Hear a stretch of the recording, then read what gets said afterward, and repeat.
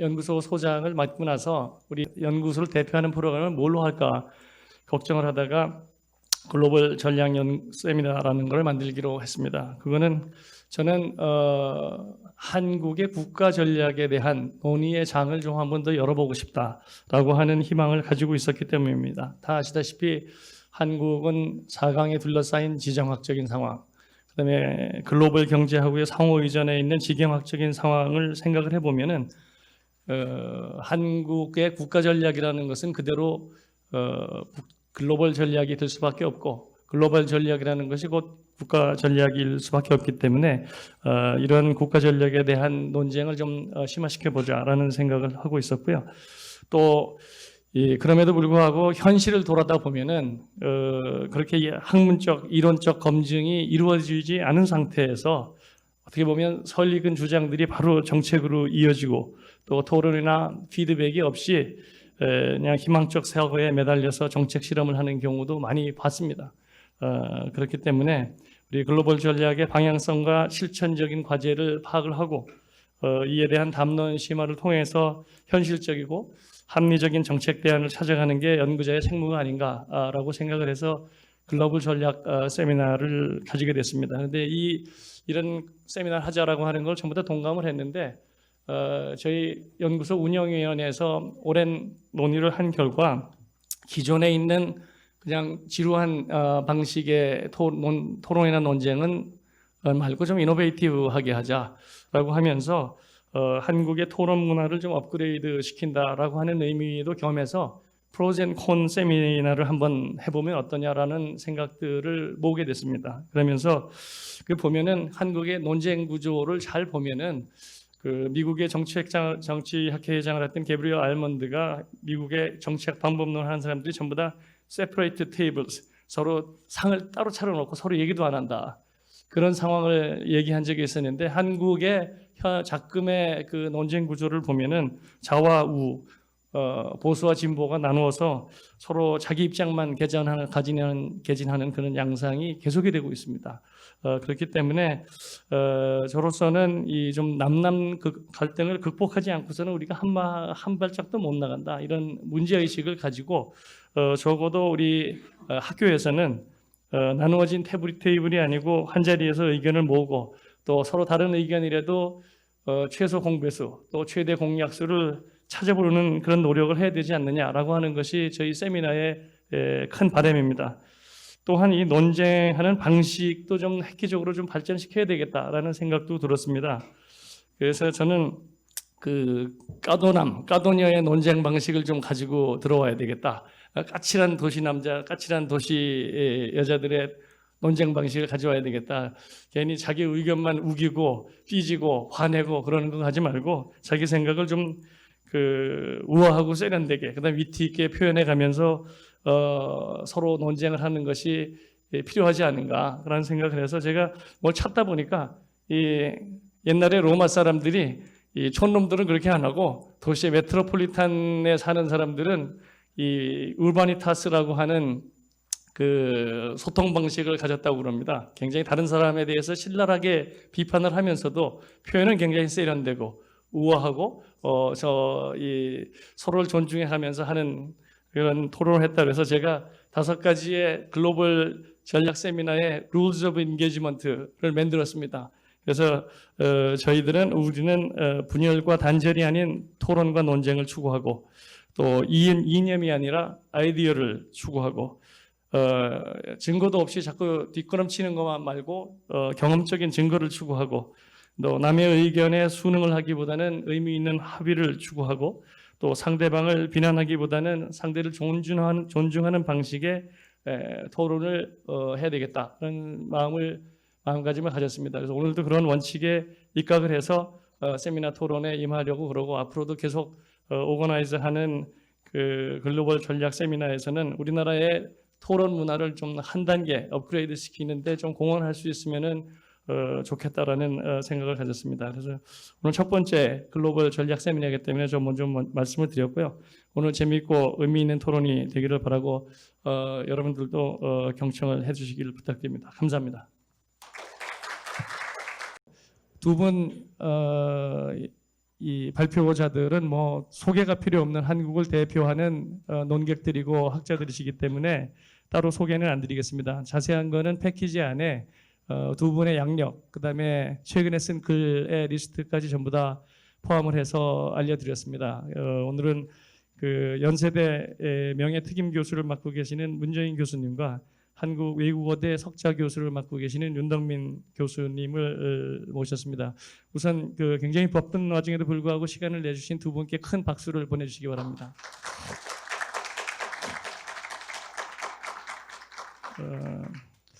그래서 토론을 바로 시작하겠는데 제가 이미 일전에 두 분한테 이메일을 드려서 이런 주제에 대해서 좀 알고 싶습니다. 그래서 이런 요소들을 포함을 해서 말씀을 좀 해주셨으면 좋겠다라고 부탁을 드렸고요. 그래서 두 분한테 먼저 20분씩 발표 기회를 드릴 거고 그 다음에 바로 이어서 제가 좀 더 궁금한 게 있으면 먼저 추가 질문을 제가 드리겠습니다. 발표를 부탁드리겠습니다. 한 20분 정도 내에 잘 요약해서 발표해 주시면 감사하겠습니다. 큰 박수로 맞아주시기 바랍니다. 우리 박철희 교수께서 이제 아주 문명화된 룰스 오브 인게이지먼트를 해줘서 저렇게나 될 수 있을까 지금 좀 걱정은 있습니다. 뭐 저는 이렇게 생각하겠습니다. 북핵 문제나 한미동맹이라고 하는 게 저는 현 정부 가까운 사람이니까 정부 입장, 대통령은 도대체 어떻게 생각하시는가라고 하는 걸 좀 얘기를 드리고 그 틀 안에서 북한 핵 문제나 동맹 문제도 다루려고 합니다. 사실 문재인 대통령이 내건 목표는 간단하고 명확하죠. 핵무기 없는 평화롭고 공동 번영하는 한반도를 만들게 되는 게 목표예요. 그리고 원칙이 있어요. 원칙이 첫째는 전쟁은 안 된다. 평화 우선주의가 제일 원칙이고 제2원칙은 북한의 비핵화 우리는 용납할 수 없다는 게 제2원칙이고 거기에는 1992년 한반도 비핵화 선언이 우리 비핵화의 기본이라고 하는 걸 좀 깔고 있습니다. 세 번째로는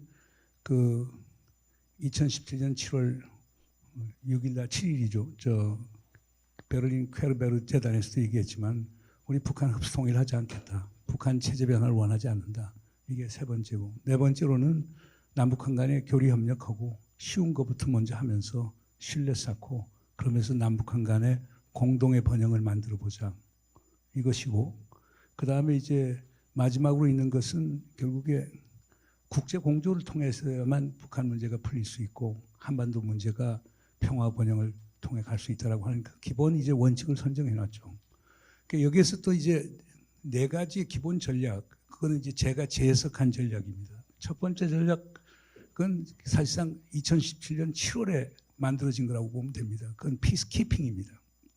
그러니까 한반도의 전쟁은 안 된다. 어떤 형태든 결국에 전쟁을 방지하려고 하면 우리가 억지력을 갖춰야 되지 않느냐. 그래서 평화를 유지해야 되니까. 그러려고 하면 우리가 대북 군사적 억지력을 가져야 되고 그리고 한미동맹을 해야 되는 것 아니냐. 그게 첫 번째 사실상 전략입니다. 그게 피스키핑 전략. Through deterrence and alliance. 근데 2017년에 만든 후에 지금도 이게 그게 기본 축으로 지금 움직이고 있죠.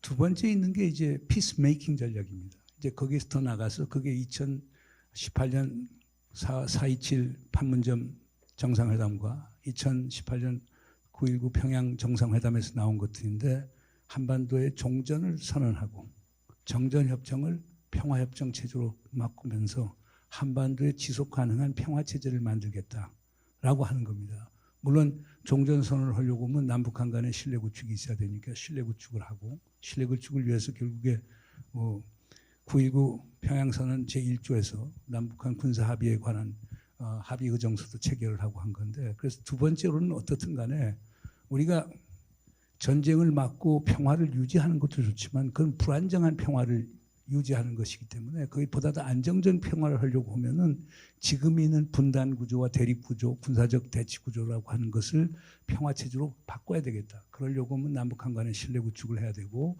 종전 선언을 하고 정전 협정을 평화 협정으로 바꾸어 나가고 그러면 지속 가능한 평화 체제를 만들어 나가자. 이게 두 번째 전략이라고 저는 봅니다. 세 번째 전략은 그보다 하나 더 나갑니다. 제가 그걸 표현을 피스 빌딩이라고 하는 표현을 씁니다. 피스 빌딩은 어떤 점에서는 임마누엘 칸트가 얘기하는 영구 평화론하고 맥을 같이 합니다.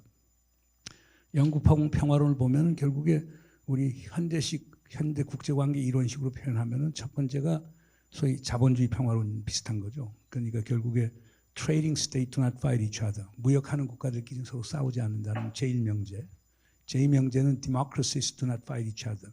그러니까 민주주의 국가들끼리 싸우지 않는다는 것.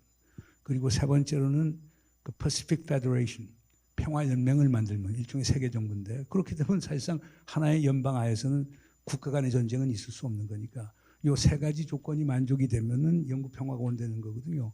뭐 문재인 대통령이 거기까지는 가지 않더라도 문재인 대통령이 갖고 있는 기본적인 구상은 이겁니다.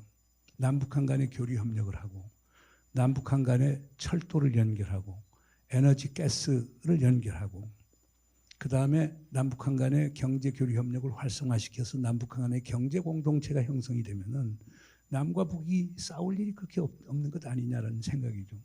그래서 그 전략은 평화 경제론이라는 걸로 이제 나타나는 것이죠. 그래서 대통령 생각은 기본적으로 남북한 간에 그렇게 경제적인 물꼬를 터갖고 그걸 통해서 우리가 대륙으로 나가서 지금 소위 지정학적 동력에 의해서 만들어진 반쪽의 반도 국가, 사실은 해양 국가가 됐는데 북한을 뚫고 대륙으로 나가서 다시 대륙 국가로 발돋움하는 이런 모멘텀을 찾아보자라고 하는데 상당히 깔려져 있습니다. 네 번째 있는 거는 영어로는 이제 proactive diplomacy라고 해서 적극적 외교라고 하는 표현을 쓰는데 코리아 패싱은 우리가 받아들일 수 없다. 물론 우리가 분단 국가로서 사강에 둘러싸여 있기 때문에 지정학적으로 한계는 있지만은 우리가 새로운 창의적인 아이디어를 내서 한반도 평화 번영을 만들고 동북아의 평화 번영을 만드는데 우리가 조금 주도적 역할을 하자. 이게 네 번째 전략입니다. 지금까지 이 네 개 전략이 혼재돼서 이제 진행이 되어 왔죠. 그러나 이제 현실적으로는 어떤 문제점이 있느냐면 평화 유지와 평화 만들기는 쫑이 납니다. 모순 관계에 빠집니다. 그리고 평화 구축, 피스 빌딩 하는 거하고 그 다음에 평화 피스 메이킹 사이에서 쫑이 납니다. 북에서는 우리가 얘기하는 평화 경제론이라고 하는 것을 북한을 흡수통일하는 걸로 인식하는 경향이 같기 때문에 현실적인 제약이 또 상당히 많습니다. 그래서 지금 우리 정부가 내놓은 네 개의 전략 자체에서 모순적 구조가 있다는 건 내가 분명히 인정을 합니다.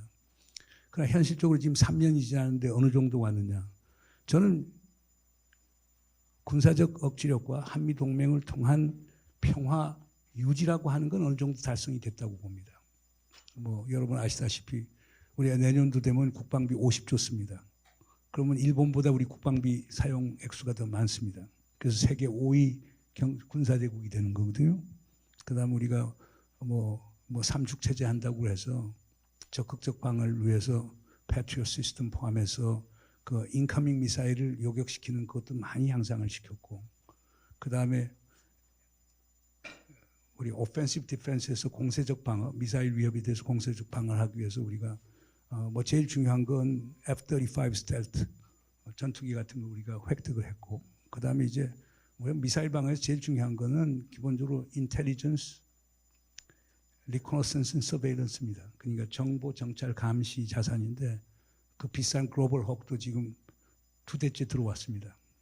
그래서 상당히 많은 투자를 상실하고 있습니다. 그 다음에 육군에서는 에이트킴스 같은 것도 상당한 화력을 지닌 거고 뭐 우리 공군의 토로스 미사일에서 공대지 미사일 같은 것도 획득을 했고 그 다음에 엠셈 같은 것도 우리는 완전 일반 전략화시켜서 이번에 지금 사우디하고 UAE에서 지금 그거 사가려고 노력을 하고 있는데 그러니까 우리 언론에서 보도된 것과 달리 우리가 국방력 증강에 있어서는 상당한 진전을 보았고 우리 국방비도 사실상 이명박 박근혜 정부 때 2에서 3% 증액되던 게 현 정부 와서 9% 증액이 됐습니다.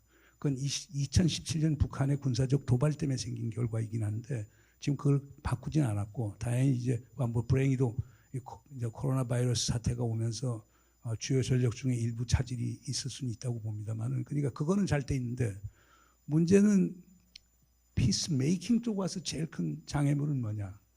우리 정부는 기본적으로 비핵화하고 평화 체제를 병행 추진한다라고 하는 게 기본 전략인데 하노이 결렬 이후에 비핵화에 진전이 하나도 없으니까 피스 메이킹의 진전이 하나 없습니다. 지금 고작 갖고 있는 게 9.19 공동선언의 제1조에 남북 군사 합의 사항은 뭐 대체로 다 이행되고 있습니다. 딱 예외적 현상은 김정은이가 서해에 와서 그 해안포 갖고 이제 그 시험 발사한 사례 한 번을 빼놓고는 기본적으로 서해에서나 군사 분계선상에 있어서 군사적 충돌은 지금까지 없었다라고 하는 건 뭐 객관적 사실이니까 그건 되고는 있지만은 우리가 종전선언을 채택한다. 그러니까 판문점 선언 3조에 보면 3조 1항에서 종전선언을 채택한다고 그러는데 하나 진전이 사실상 없고 그 외에 뭐 평화체제 관련된 원인은 하나도 없기 때문에 거기에 한계가 있는 거고 우리 대통령께서 제일 관심을 둔 게 소위 한반도 경제 지도 그다음 평화 경제를 통해서 북한하고 철도 연결하고 뭐 에너지 연결하고 그다음 다양한 사업 형태의 사업도 한다라고 하는데 그것도 전혀 진전이 되고 있지 않죠. 그거는 비핵화 진전이 없기 때문에 국제 제재가 그냥 남아 있고 미국이 북한에 대해서 지금도 최대한의 압박을 가하고 있기 때문에 거기서 진전이 하나도 없습니다. 그런 점이 이제 문제점이 있고 마지막으로 이제 우리가 소위 주도적 외교를 한다는 것도 지금 한계에 지금 봉착해 있죠. 2018년은 우리가 주도적 역할을 했습니다. 촉진자 역할도 했고 중재자 역할 같은 건 북에서 싫어합니다.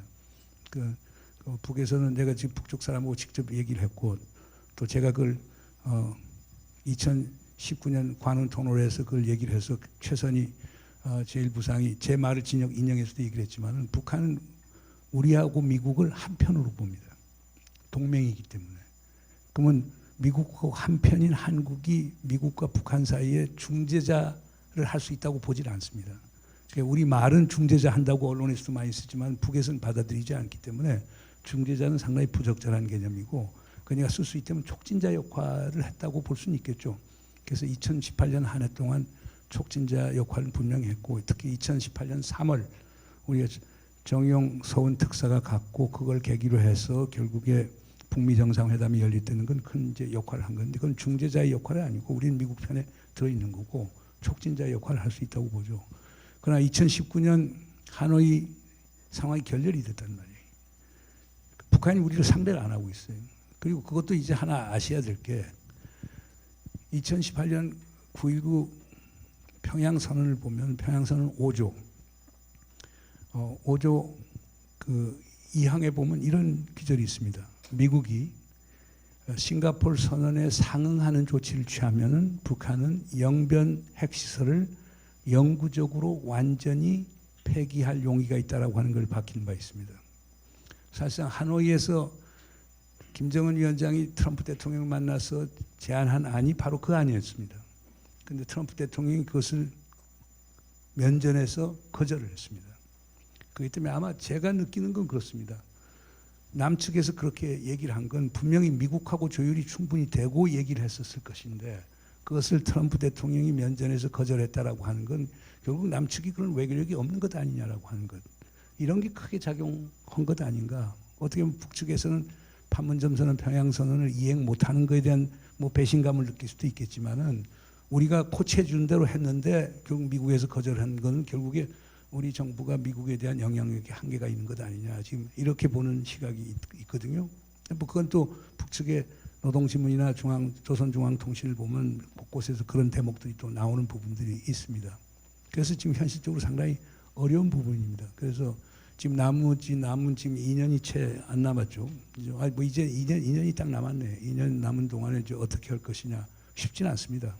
그러니까 우리가 2017년 한 해가 위기 한 해, 2018년 한 해가 평화와 희망의 한 해, 2019년 이후 지금까지가 불확실성의 한 해인데 우리가 이걸 극복할 수 있을지 저는 제 자신이 옆에서 지켜보는 사람 입장에서는 사실상 우려도 크고 의구심도 큽니다. 그런데 제 개인적인 생각은 제가 얼마 전에 지난 월요일 날 정세현 장관하고 이종석 장관하고 토론하면서 얘기했지만 지금 밑에서 점진적 접근 갖고 하기는 상당히 힘들 것 같아요. 힘들 것 같은데 그건 결국은 제가 볼 때는 김정은 위원장이 또 통 큰 결단을 내려야 될 거예요. 9.19 공동선언에서 서울 답방을 약속했기 때문에 와서 협의하고 그러면서 우리가 다시 2018년 했던 것처럼 미국하고 협상을 하는 그러면 이제 그 과정에서 미국도 대선이 있고 이제 뭐 트럼프 대통령이 재선이 되든 또는 조 바이든이 되든 이 상황이 되기 때문에 그런 미국의 전환기적 측면에서 우리가 역할을 할 수 있는 것 아닌가 생각하는데 그건 제 희망사항이고요. 그게 될 것인가라고 하는 것에 대해서는 확신은 없습니다. 이상 간단히 마치겠습니다.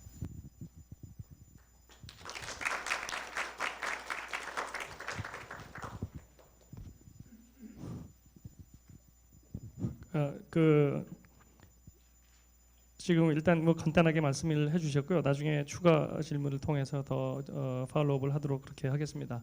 바로 이어서 윤덕면 교수님의 발표를 듣겠습니다. 큰 박수로 환영해 주시기 바랍니다. 예, 감사합니다. 특히 뭐 우리 정정호 원장님의 이니셔티브와 박철희 교수님의 그 리더십을 통해서 이 국제학 연구소가 아마 이 우리나라의 가장 대표하는 또 글로벌 대표 싱크탱크로 발전할 가능성이 굉장히 많다라고 오늘 와서 이렇게 느꼈습니다. 조금 전에 이렇게 그 말씀하시는 걸 들어보니까 뭐 제가 이렇게 뭘 논박할 만한 내용들, 신문에 나오는 그런 어마어마한 내용들이 이렇게 나와야지 좀 재밌게 저도 얘기를 할 수가 있는데 그 신문에 나왔던 내용들은 과연 어떤 내용이었는지 잘 모를 정도로 오늘은 굉장히 그 차분하게 말씀을 하시는군요. 뭐 제 얘기를 하는 수밖에 없을 것 같습니다. 저는 작년 여름에 정말 제 인생에서 가장 전율했던 그런 경험을 했었습니다. 갑자기 중국과 러시아의 전략 폭격기 편대가 동해안을 휩쓸고 편대 비행을 했었죠. 그래서 독도와 울릉도를 통과를 해서 대한해협을 거쳐서 2호도 상공을 지나가서 갔습니다. 그리고 심지어는 이제 우리 독도 영공까지 2번이나 침공하는 그런 사태가 있었고요. 사실 중국과 러시아가 한국 전쟁 이후에 아마 처음으로 다시 두 당사자들이 그렇게 협력을 해서 그렇게 편대 비행을 하는 모습을 봤는데요. 그걸 보면서 항상 저는 국제 정치 강의를 하면서 우리나라의 지정학적 조건이 폴란드와 더불어 최악이다라는 얘기를 많이 했었는데 그걸 정말 피부로 그렇게 느끼는 그런 일대 사건이었다고 생각을 합니다. 종종 그 역사 얘기를 많이 합니다만 우리 역사를 통해서 배웠던 것은 한반도가 발칸과 더불어서 화약고도화라는 세계의 화약고도화라는 얘기를 여러분 많이 들으셨을 겁니다. 사실 1894년에 청일전쟁, 1905년에 러일전쟁, 그리고 1950년에 한국전쟁, 이거 전부 다 강대국 사이의 지역적 패권을 둘러싼 전쟁터로서 한반도가 되었던 그런 사례들입니다. 그런데 마치 그런 경험을 연상케 하듯이 그런 일이 벌어졌고요. 또 하필이면 그날 북한이 전략 핵 잠수함을 필요하고 그 최신형의 이스칸데르라는 그 새로운 그런 탄도미사일까지 실험 발사하는 그런 상황이었습니다. 그리고 또 묘하게도 그때 일본이 우리의 경제급소를 노리는 경제보고까지 단행하고 있어서 이게 뭐 마치 우리가 동래북처럼 이렇게 두들겨 맞는 그런 시점이 됐었는데 왜 그렇게 묘하게 그렇게 됐느냐 생각을 해보니까 따지고 보면 미국이 그 한반도의 전략 폭격기나 전략 자산들을 더 이상 전개하지 않는다라는 그런 입장 표명이 있었고 이어서 그 전까지는 한미 연합 훈련들이 무슨 키 리졸브다, 맥스 썬더다, 그런 여러 가지의 그 연합 훈련들이 있었는데 그 연합 훈련이 사라진 해 공력을 결국은 중국과 러시아의 전략 폭격기들이 매우러 나타났다라는 걸 보면서 이 지정학적인 그런 이 환경 그 자체를 다시 한번 저는 생각할 수밖에 없는 그런 경험을 하게 됩니다. 사실 우리가 역사의 어떤 교훈을 잊었던 것이 아닌가 한번 생각을 해보게 됐었는데 사실은 중국이 이 땅에서 130년 전에 청일 전쟁을 직전에 그 원세계가 달아난 이후에 우리는 사실 이런 지정학적인 환경에 대한 어려움, 중국의 그런 무서움, 그 다음에 러시아가 2번이나 이 한반도를 눈여겨보면서 1905년에 러일 전쟁을 일으켰습니다만 그거는 사실상 영국과 러시아 사이에 지정학적인 패권을 둘러싼 대륙 세력과 해양 세력의 싸움이었습니다. 그것이 1905년에 일어났고요. 1950년에 바로 스탈린이 한반도 전역을 먹겠다라는 생각을 가졌던 거 아니겠습니까? 그래서 그 미국의 에치슨 라인이라는 걸 보면서 결국 모택동과 김일성으로 하여금 한국 전쟁을 일으키게 했던 것이 1950년 전쟁이었는데, 바로 그 이후에 우리가 어떻게 살아남았느냐에 대한 좀 교훈을 우리가 얻지 못했던 것이 아닌가라는 생각이 듭니다. 결국은 에치슨 라인 이후에 한국 전쟁이 발발하면서 그 일본 내에 있는 여러 가지 기지들을 활용해서 미군이 개입을 해서 대한민국이 겨우 살아남았던 그런 교훈입니다. 그 이후에 우리는 한미 동맹 속에 있었고, 그래서 그 지정학적인 그런 엄중함을 잊고 살았습니다. 그리고 세계적인 어떤 경제 대국으로 세계 10위권의 경제 대국도 됐고, 민주화를 이뤄내서 뭐 사실은 굉장한 그런 상황이 됐지만, 여전히 우리가 경제 대국도 됐고 민주화를 이뤘지만 그 지정학적인 엄중함은 바뀌지 않았다라는 사안을 잊어서는 안 된다라는 생각을 갖습니다. 근데 종종 우리는 요즘 하나가 이제 그 진보와 보수를 막론하고 역대 정권들을 보면 점점 한미 동맹의 어떤 일정 분의 분량을 줄여서 중국과 가까워지는 균형 외교가 우리가 해야 될 일이다라고 생각하는 그런 경향들이 있었는지, 그러한 중국에 대한 접근들이 벌어지게 되고,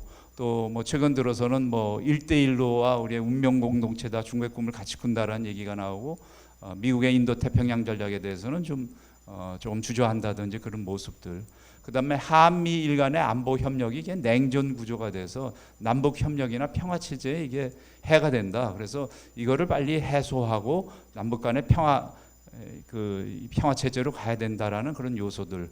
그리고 심지어는 이제 한미일 간의 안보 협력이 하나의 정보 공유 협정의 굉장히 중요한 요소였던 지소미아 같은 경우도 한일 관계의 틀 속에서 쉽게 우리가 이거를 종결하겠다라는 그런 의사가 나온다든지 하면서 한미 동맹을 해소하는 것이 마치 이 상황을 호전시킬 수 있는, 남북이 주도하고 우리나라의 전략적 자주성을 높일 수 있다라는 그런 생각을 한때 우리가 뭐 지금 현재 우리가 그런 생각 속에 있는 것이 아닌가라는 생각을 갖습니다. 근데 저는 여하튼 그 매티스 국방장관이 이런 얘기를 했는데요.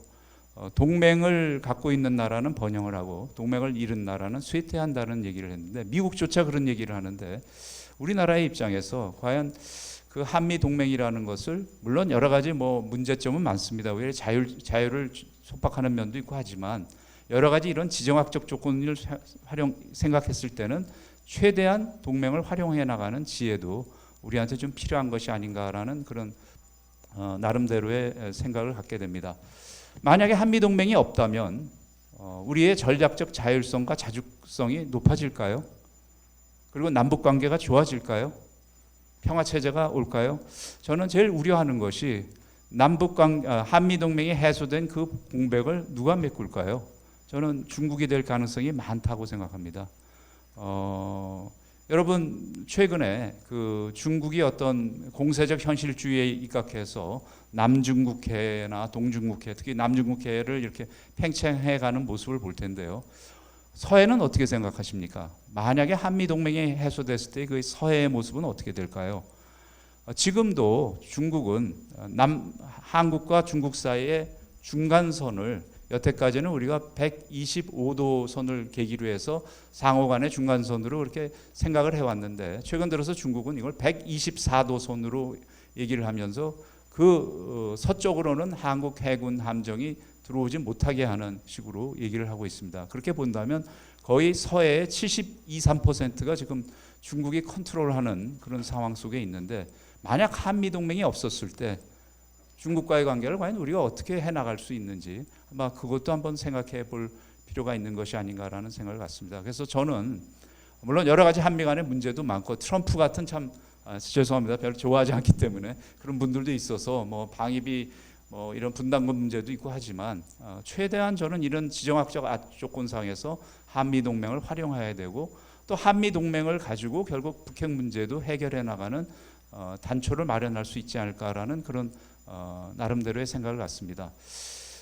북핵 문제에 관련해서 조금 시간이 있으면 좀 더 말씀을 드리고자 하는데요.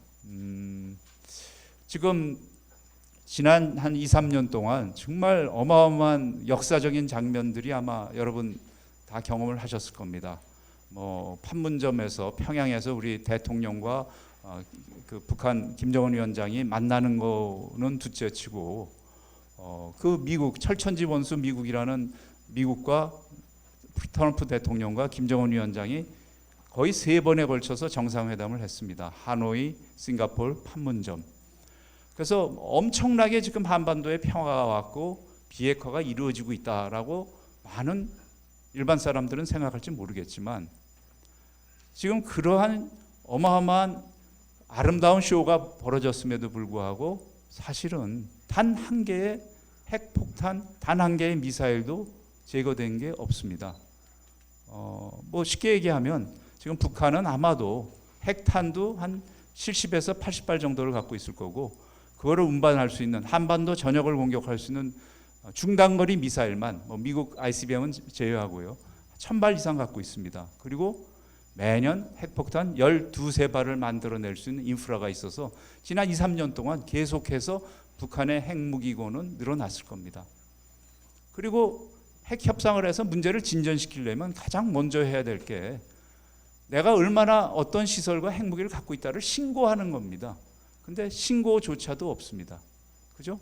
그러면 핵 활동이 동결되어 있느냐? 동결도 안 되어 있습니다.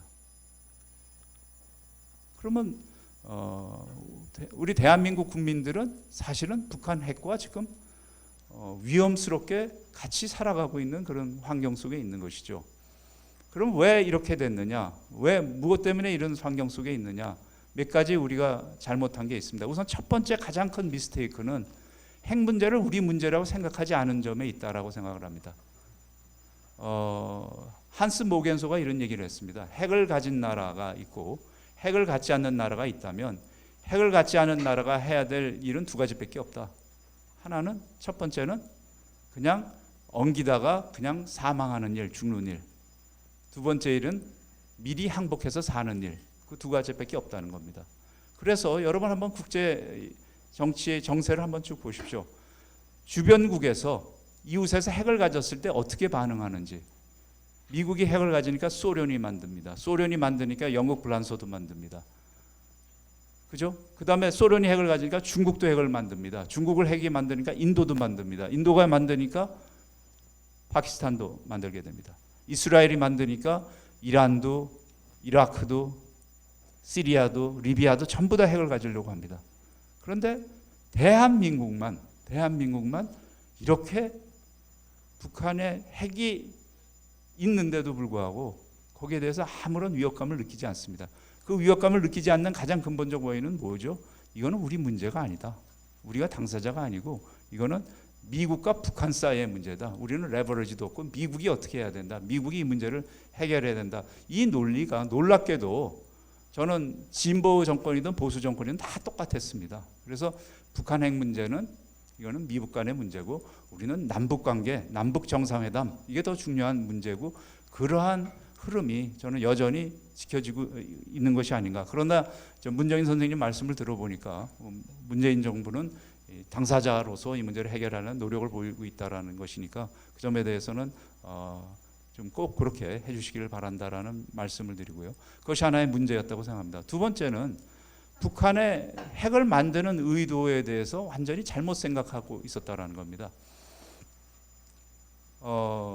한때 이제 북한이 핵을 만드는 이유가 미국이 북한을 압살하려고 하고 적대하고 있기 때문에 그것이 이제 북한이 주장하는 얘기인데 이것이 제가 아주 존경하는 그 임동원 전 원장님의 한반도 냉전 구조 해체론이라는 게 있는데요.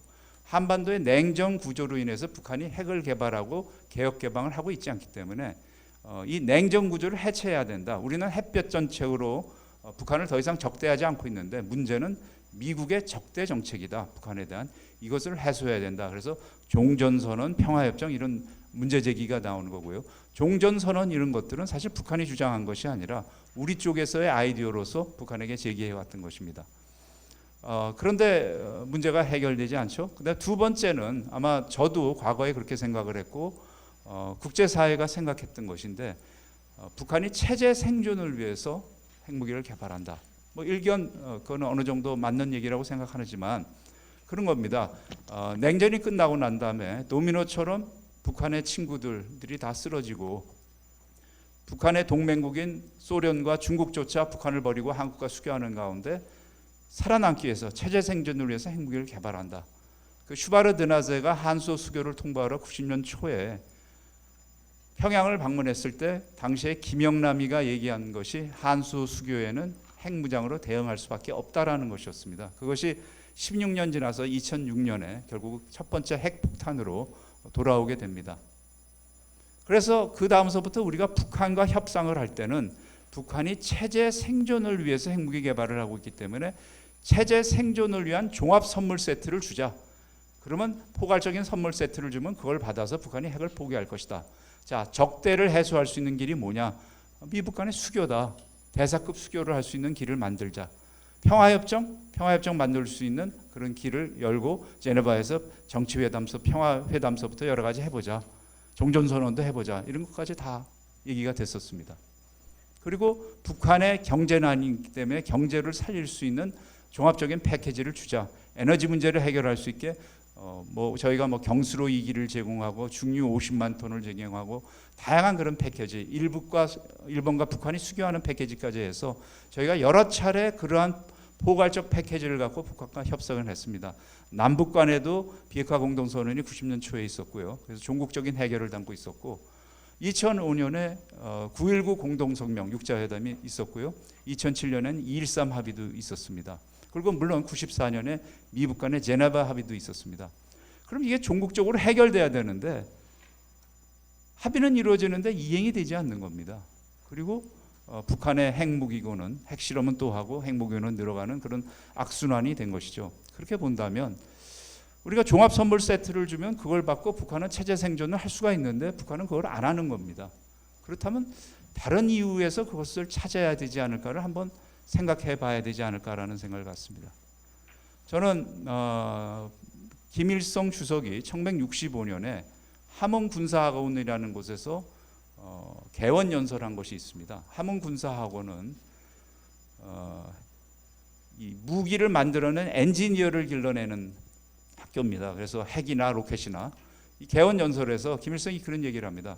또 한 번 조선전쟁이 발발하면 미 제국주의자와 일본 제국주의자들이 개입할 것이다. 이들의 개입을 막기 위해서는 장거리 로켓을 가져야 된다는 얘기를 합니다. 이거는 한국전쟁 교훈입니다. 북한이 한국전쟁을 일으켜서 물밀듯이 밀려와서 거의 적화 통일을 성공할 뻔했습니다. 그런데 일본 내에 있는 미군 기지 오키나와 괌으로부터 빠르게 연합군, 유엔군이라고 할 수 있겠죠. 미군이긴 합니다만 부산 교두보를 들어와 가지고 낙동강에서 북한군의 침략을 저지합니다. 그것이 대한민국이 살아남은 이유입니다. 반대로 김일성의 눈에는 그 병창과 병력이 들어온 걸 막지 못했기 때문에 그 개입을 막을 수 있는 핵미사일, 장거리 로켓을 가져야겠다는 꿈을 갖게 됩니다. 이것이 김정은, 김정일, 김일성 3대에 걸쳐서 일관되게 어떠한 고난이 있어도 그것을 해내서 지금 북한은 그러한 능력을 지금 갖게 된 셈입니다. 그래서 결국은 이 북한 핵 문제를 어떻게 해결해야 되느냐. 저는 체제 생존의 틀도 있다. 수세적 측면에서 개발한 점도 있지만 이런 공세적 측면의 틀도 있다라는 점을 생각해야 됩니다. 이미 북한은 ICBM을 갖고 미국을 공격할 수 있는 능력을 갖게 됩니다. 북한의 협상 전략을 보면요, 이 친구들 굉장히 많이 공부를 했습니다.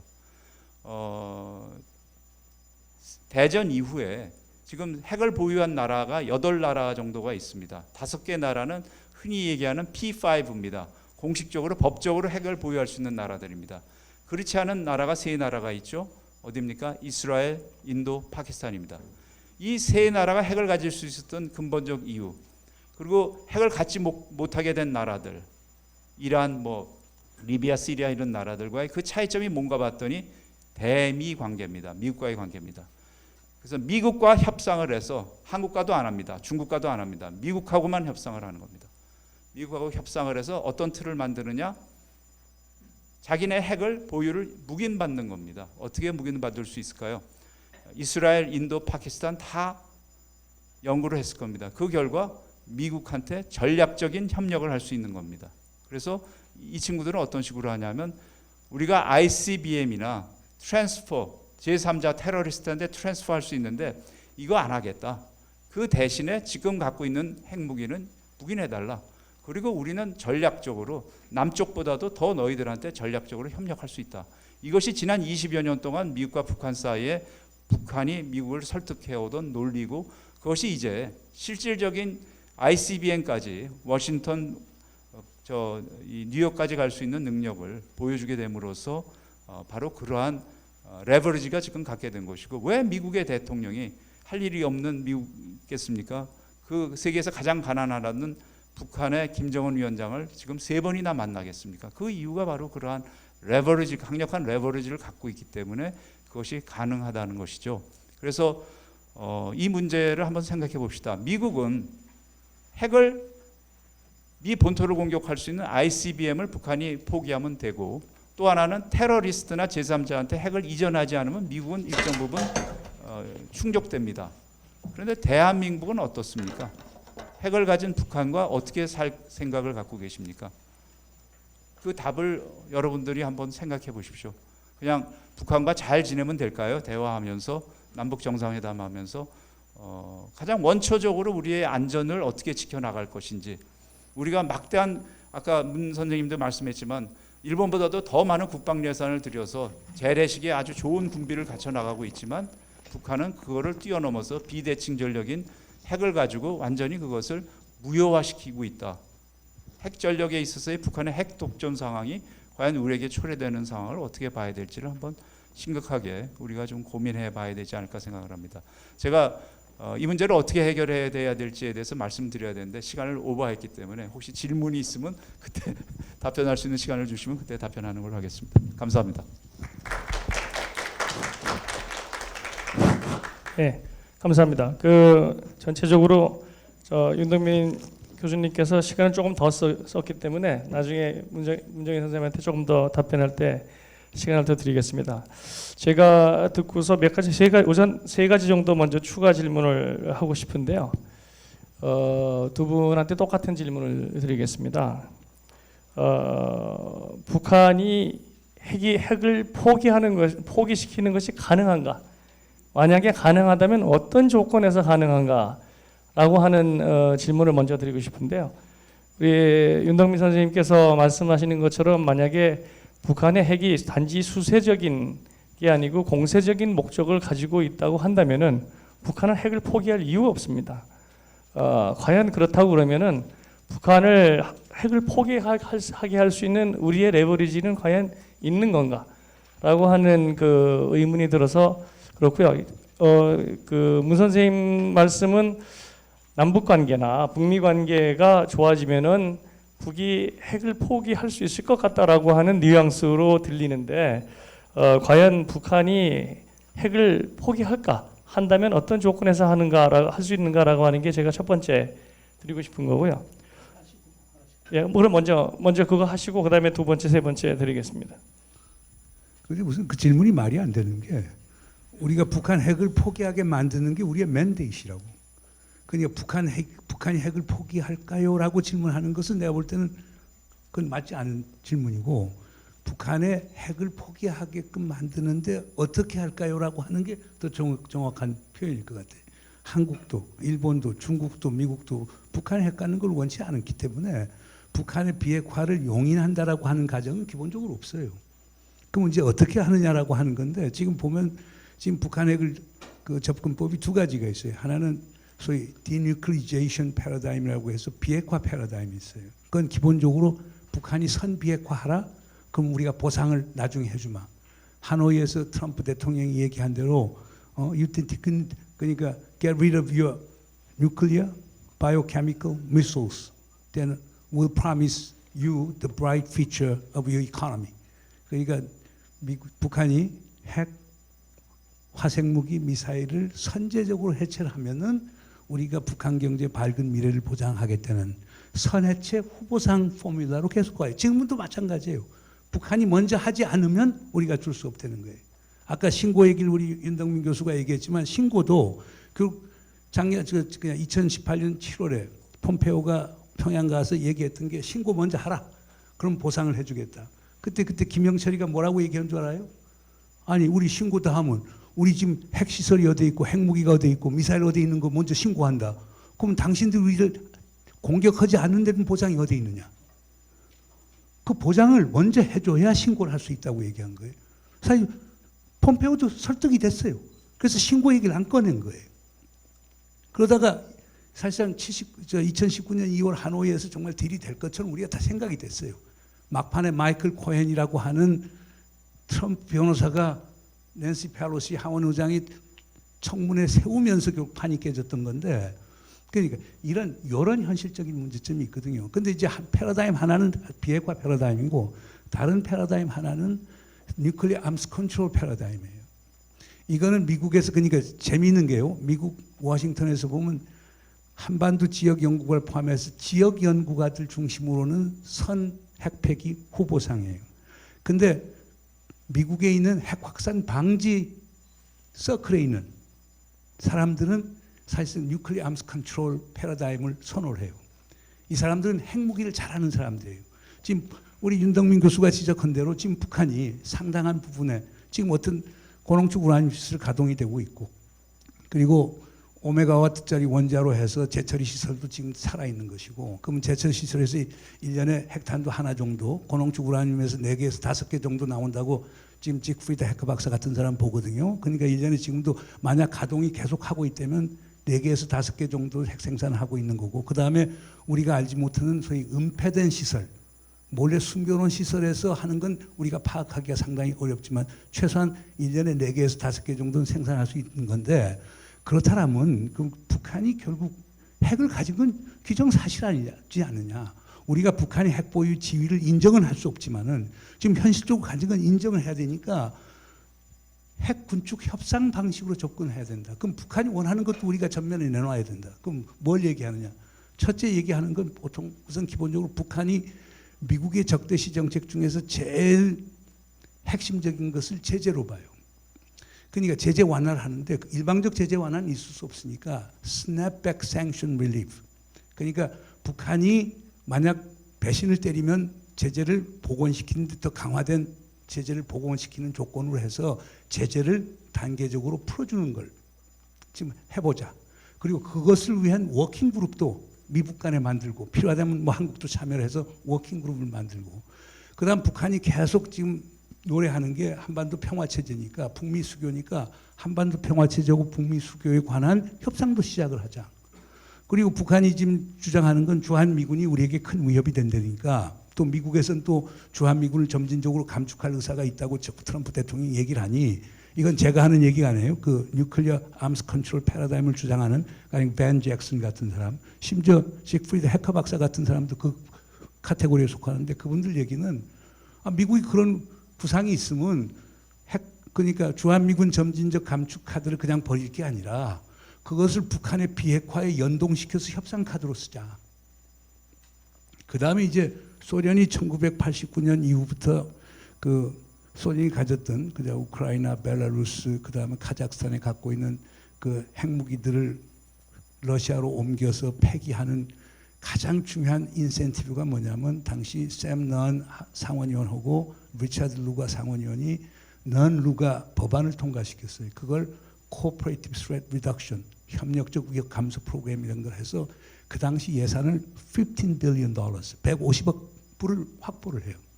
그 돈 갖고 소련, 나중엔 러시아지만 소련, 벨라루스, 카자흐스탄, 우크라이나에 있는 핵무기를 폐기하기 시작합니다.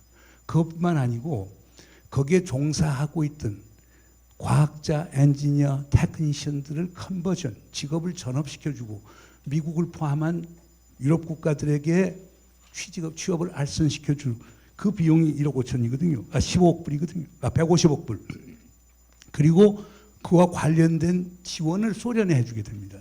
그걸 CTR 프로그램이라고 그러는데, 지금 뉴클리어 암스 컨트롤 주장하는 사람들은 그런 CTR 패키지를 미국이 못하면 국제사회가 일종의 합의를 체결해갖고 북한이 비핵화를 구체적으로 시작하게 되면은 비핵화 관련돼서 특히 에너지 인센티브, 경제적인 인센티브의 그림을 정확하게 그려서 주자. 지금 이 주장을 하고 있단 말이에요.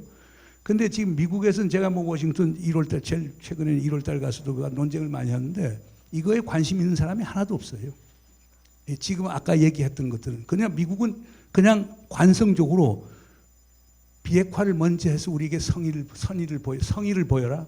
그러면 내가 컨그레스도 설득시키고 있고 언론도 설득시킬 수 있고 그다음 워싱턴 띵크탱크 인트레스트 그룹도 설득시킬 테니까 우리에게 그 찬스를 줘야만 할 수 있다는 거고 북한은 미국 못 믿겠다. 지금 이런 상황이거든요. 그래서 제가 볼 때는 우리 정부 입장에서는 그 핵군축 협상안을 받기가 상당히 어려울 거예요. 그러면 지금 우리 윤덕민 교수나 우리 박철희 교수가 평소 주장한 대로 북한의 비핵화를 북한의 핵보유를 인정하는 것 아니냐라고 하는 게 우리 현 정부가 그 안들을 검토하는데 어려움이 있어요. 그럼 북한의 핵보유를 기정사실화시키는 거 아니냐는 건데 그러나 지금 미국에서 이 핵을 지역 전문가보다는 핵을 전공하는 사람들 얘기는 지금 윤덕민 교수도 지적을 했지만은 지금 뭐 전술핵 전략핵 사실 가진 거고 단거리 중거리 대륙간 탄도미사일 다 갖고 미사일 발진 탄도미사일 SLBM 다 갖고 있는 최소한 아직 완전한 풀로 가르쳐진 건 아니지만 최소한의 전력은 다 갖춰진 상태에서 북한 보고 포기하겠느냐 하는 이런 문제가 있거든요. 그래서 제가 볼 때는 아직도 가능성은 있고 그다음에 이거 하나만 더 첨언을 할게요. 제가 판문점 정상회담도 갔고 그다음에 평양 정상회담 특별수행원으로 갔어요. 박철희 교수가 이제 관심 있는 게 북한은 정말 비핵화의 전략적 결단을 내렸느냐. 제가 판문점과 평양에서 본 거는 그런 감을 가졌어요. 근데 지금은 다를 거라고 봐요. 지금 결렬이 된 상태에서는 지금 군부의 힘이 더 세지고 그렇기 때문에 지금 달랐다고 보는데 제가 2018년 현장에서 느낀 것, 북한의 고유 인사들, 제가 고유 인사들하고 많이 얘기를 하고 그랬었는데 그때는 지도자의 영단에 따른다라고 하는 게 강했다라고 저는 봅니다. 그래서 그런 점에서 2019년 2월 27일 하노이 2차 북미 정상회담이 전 상당히 큰 패착이 아니었는가 생각이 됩니다. 인 것처럼 윤 교수님 입장은 북한이 스스로 핵을 포기하는 것에 대해서는 조금 부정적인 게 아닌가라고 하는 생각이 드는데 그럼에도 불구하고 그렇다면 우리가 뭐 핵을 가진 북한하고 공존하기가 만만치가 않으니까 그럼에도 불구하고 북한을 핵을 포기하게 생각할 수 있는 여건은 만들 수가 있는 건지에 대해서 먼저 답을 해주시면.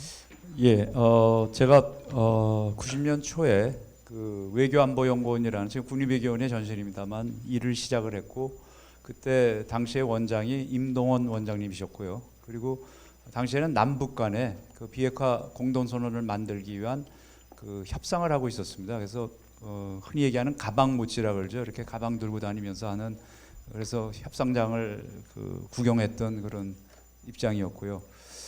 근데 그것이 30년 동안 이렇게 해결되지 못하고 궁극적으로는 북한 핵 실험을 6번이나 봐야 되는 이 쓰라린 상황, 게다가 ICBM까지 발사하는 상황, SLBM까지 아마 조만간 김정은이 살아서 원산에 나타난다면 원산 앞바다에서 SLBM을 쏠 가능성이 저는 굉장히 많다라는 생각을 갖습니다. 근데 하여튼 그 30년 동안 과연 뭘 했는지를 생각하면 참 반성을 해야 된다라는 자성의 목소리를 가져야 된다는 생각을 갖는데 이거 뭐 하루아침에 해결될 일은 없습니다. 이미 북한의 핵이라는 건 기정사실화 현실 문제이기 때문에요. 그렇게 본다면 전 3가지 정도의 방안을 가져야 되는데 우선 미국은 뭐 여유가 있습니다.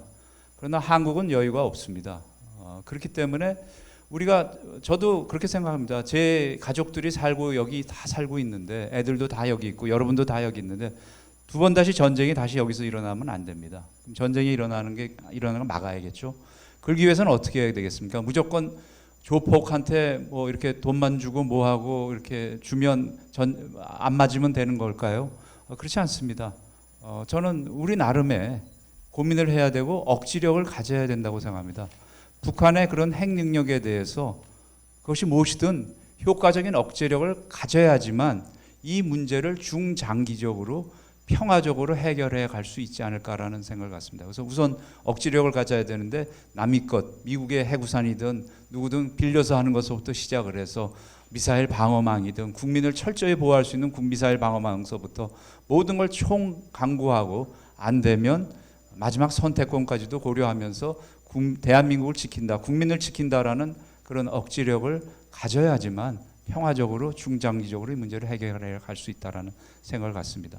두 번째로 북한에게 핵을 갖고 있는데 아무런 손해가 없다. 핵을 가져도 아무런 손해가 없고 자기네들이 마음대로 이거 휘둘릴 수 있다.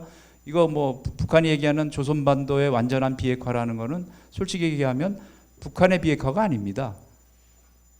남쪽에 있는 핵 통제권을 가진 주한미군이 철수해야 된다는 아주 과거에 굉장히 오래된 북한의 조선반도 비핵지대와의 똑같은 연장선상에 있습니다. 항상 수령님의 유운이라고 얘기하는 것, 핵 없는 세상은 수령님의 유운이라는 것은 바로 핵 없는 세상입니다. 전 세계에 핵이 없어져야지 조선도 핵을 포기한다는 게 수령님의 유운입니다.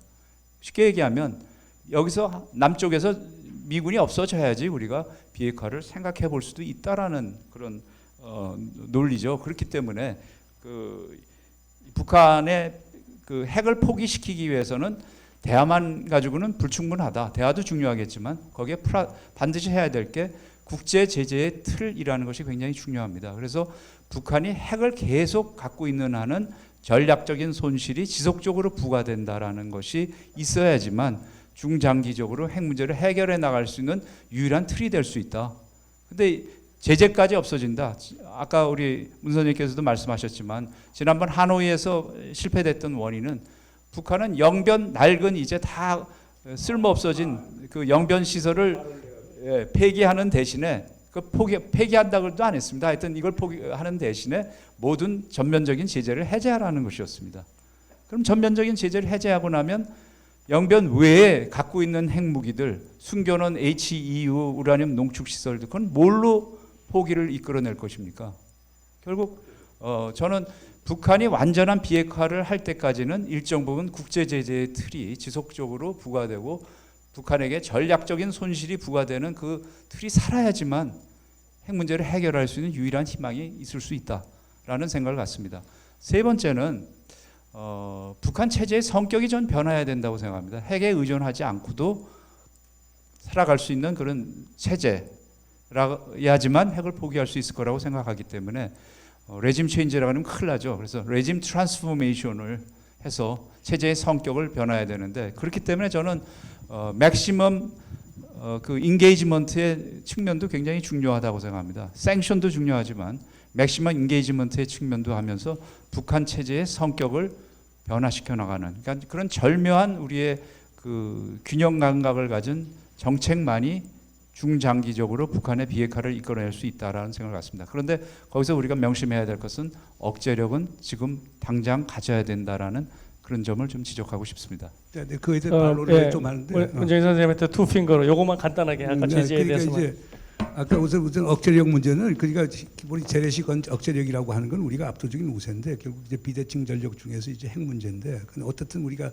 미국의 핵우산 확장 억지력이라고 하는 그 틀 안에 있기 때문에 미국이 이걸 공유할지 안 할지는 모르겠지만 우선 우리의 입장에서는 미국이 핵우산을 제공해 준다고 하고 제일 중요한 건 북한이 그것을 어떻게 퍼셉션 인식하느냐는 거예요.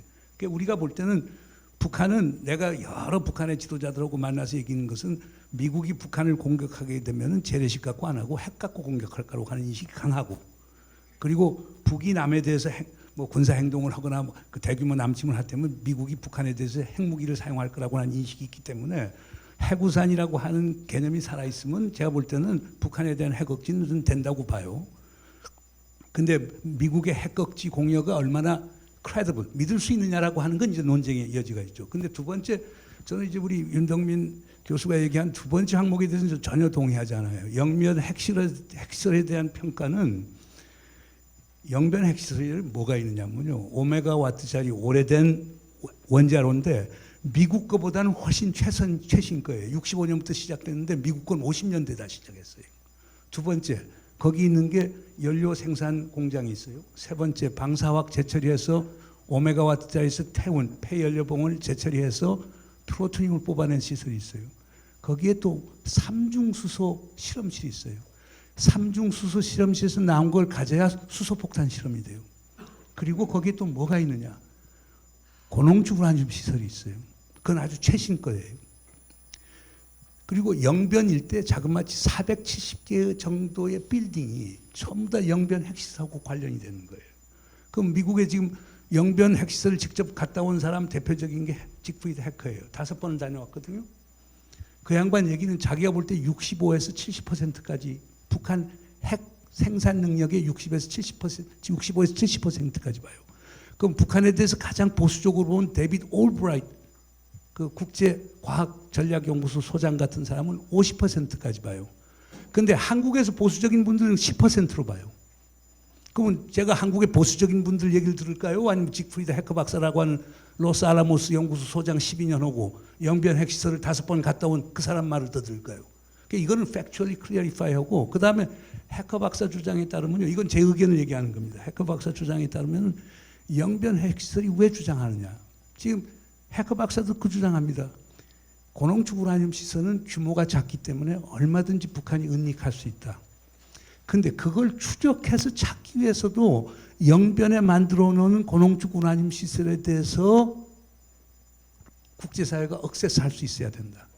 그래야 디자인부터 시작해서 소위 공정 설계부터 시작 생산 과정부터 이걸 파악할 수 있고 그걸 찾았을 때는 은닉한 시설에 대한 추적도 가능하다고 보는 거거든요. 그래서 북한 핵과학자가 아니고 일반적으로 핵과학자를 볼 때는 영변들이라고 하는 게 적은들이 아니라는 거거든요. 그다음 미국에서 얘기할 때는 트럼프가 그렇게 얘기해줘. 그 북한이 2019년 2월 28일 날 김정은이가 얘기한 거는 2016년 이후 유엔 안보리에서 채택된 5개 결의안 중에 제재 결의안 중에서 민간 경제와 민생과 관련된 것을 해제해 달라고 하는 거거든요. 근데 그것을 트럼프는 그러면 전부 다 해주는 거라고 얘기를 한 거거든요. 근데 저는 그렇게 생각합니다. 이쪽에서 영변 카드를 갖고 오고 미국에서는 제재 완화 카드를 갖고 있으면 우선 수용을 해서 협상을 해서 거기서 얻어내면 되는 거란 말이에요. 근데 그 일고에 갖다 내쳤다라고 하는 건 제가 볼 때는 그건 악수 중에서 최악의 악수, 하수 중에 최악의 하수라고 생각이 돼요. 그래서 그 점에서는 그리고 세 번째는 내가 우리 윤 교수한테 묻고 싶은 거는 맥시멈 프레셔 하면서 맥시멈 인게이지먼트가 어떻게 가능해요? 대한민국의 보수분들은 전부 다 그 얘기예요. 북한의 최대한의 압박을 하면서 못 살게 굴면서 북한하고 인게이지먼트 하자. 뭐 많은 분들이 그 북한 체제 정부 김정은 체제에 대해서는 최대한의 압박을 가하면서 북한 주민들하고는 우리 맥시멈 인게이지먼트 하자. 그 비결이 뭐예요? 그거 한번 좀 얘기를 해줘요.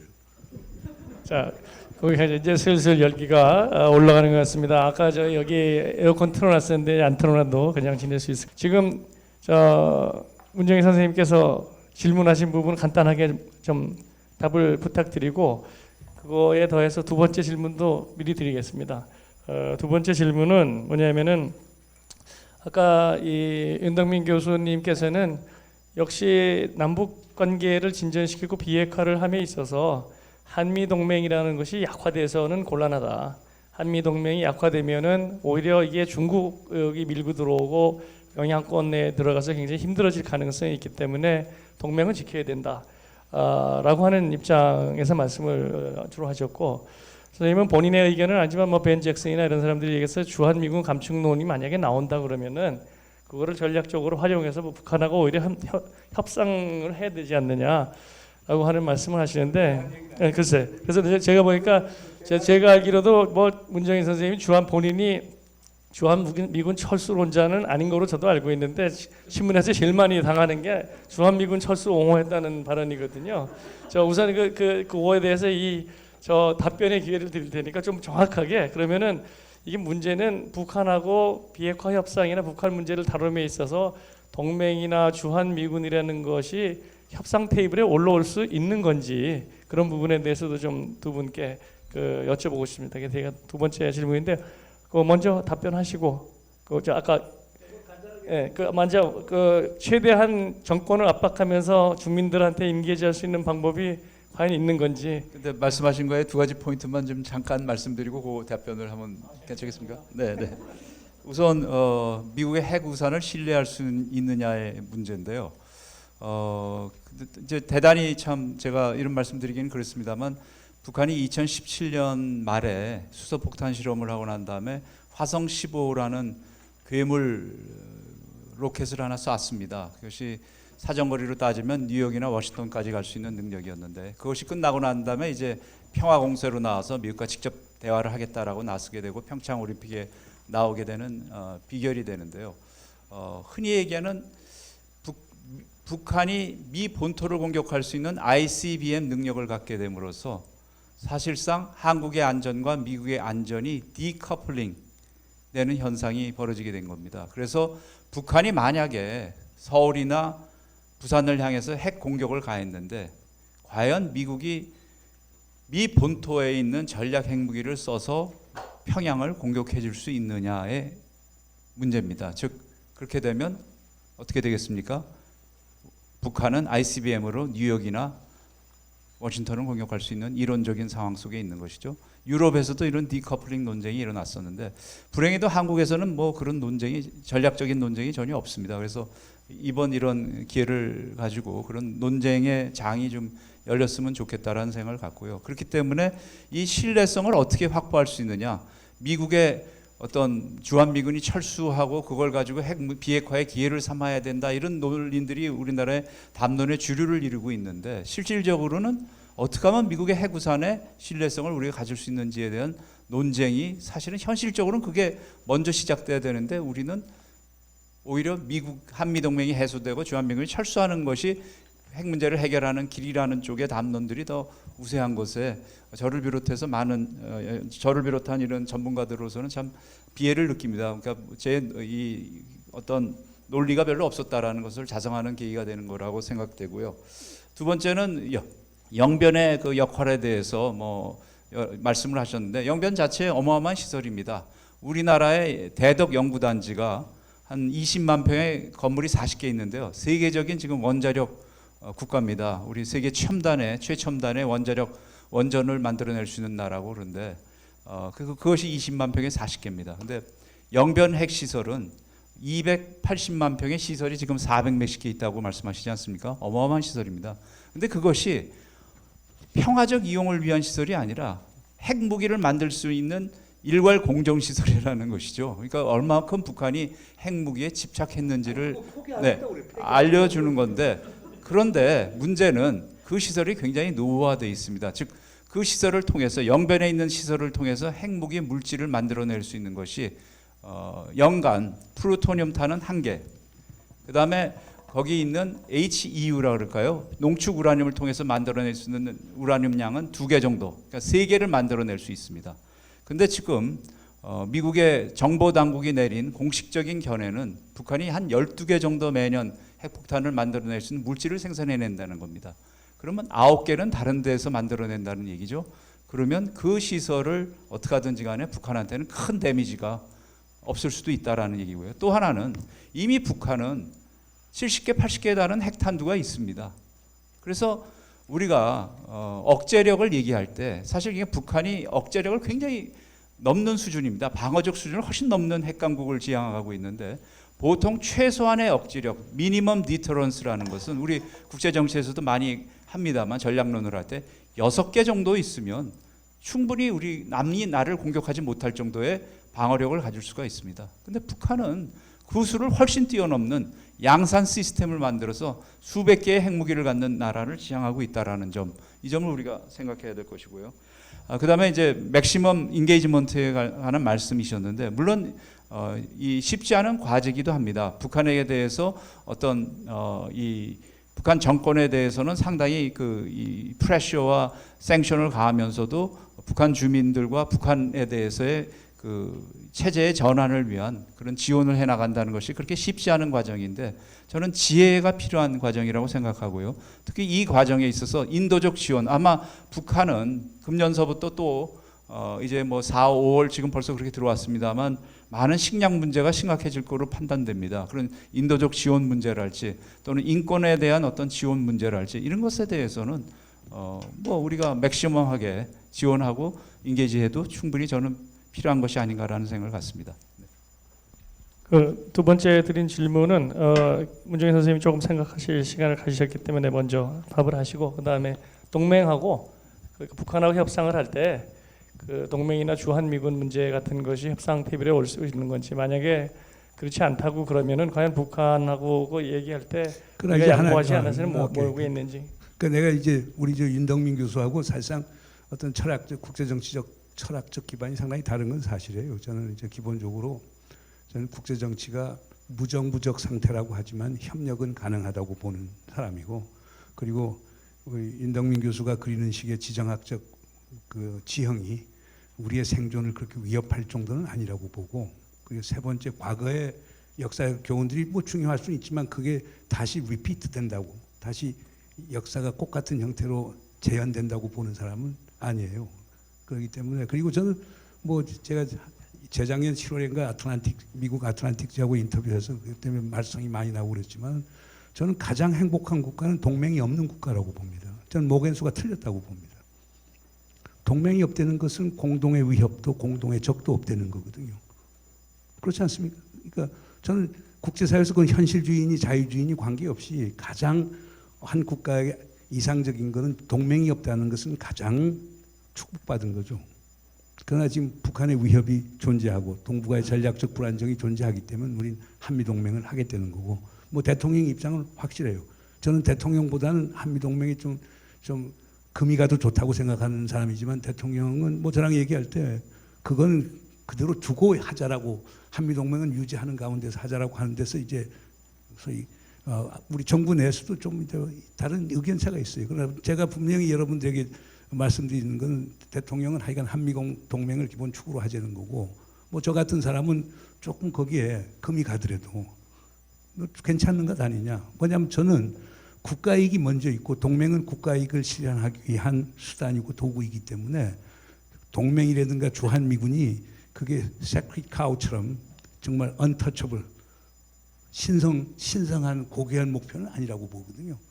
우리 인류 역사에서 또 우리 과거 역사를 만약 본다라고 하면 동맹은 깨지기 위해서 존재하는 게 동맹이라고 얘기들 보통 하죠. 뭐 과거 일본하고 러시아 관계도 그렇고, 독일하고 러시아 관계도 그렇고, 또 영국하고 일본 관계도 그렇고, 우리 과거 외교사를 보면은 동맹을 맺었다가 깨지는 경우들이 상당히 많거든요. 다행히 이제 한미 동맹은 우리가 뭐 몇 가지겠어요. 영국하고 포르투갈 동맹은 600년 동맹이에요. 미국하고 영국 동맹 200년 동맹이에요. 가령 일본 같은 데서는 후나바시 요이치 같은 사람은 저보고 그래요. 미일 동맹도 최소한 100년은 가야 된다고 보는 거거든요. 우리 뭐 거의 70년 다 됐으니까 우리도 그렇게 갈 수는 있는 거죠. 그러나 저는 우리에게 평화가 올 수 있고 우리에게 안전이 보장될 수 있다고 하면 동맹을 포기해서라도 얻어야 된다고 봐요.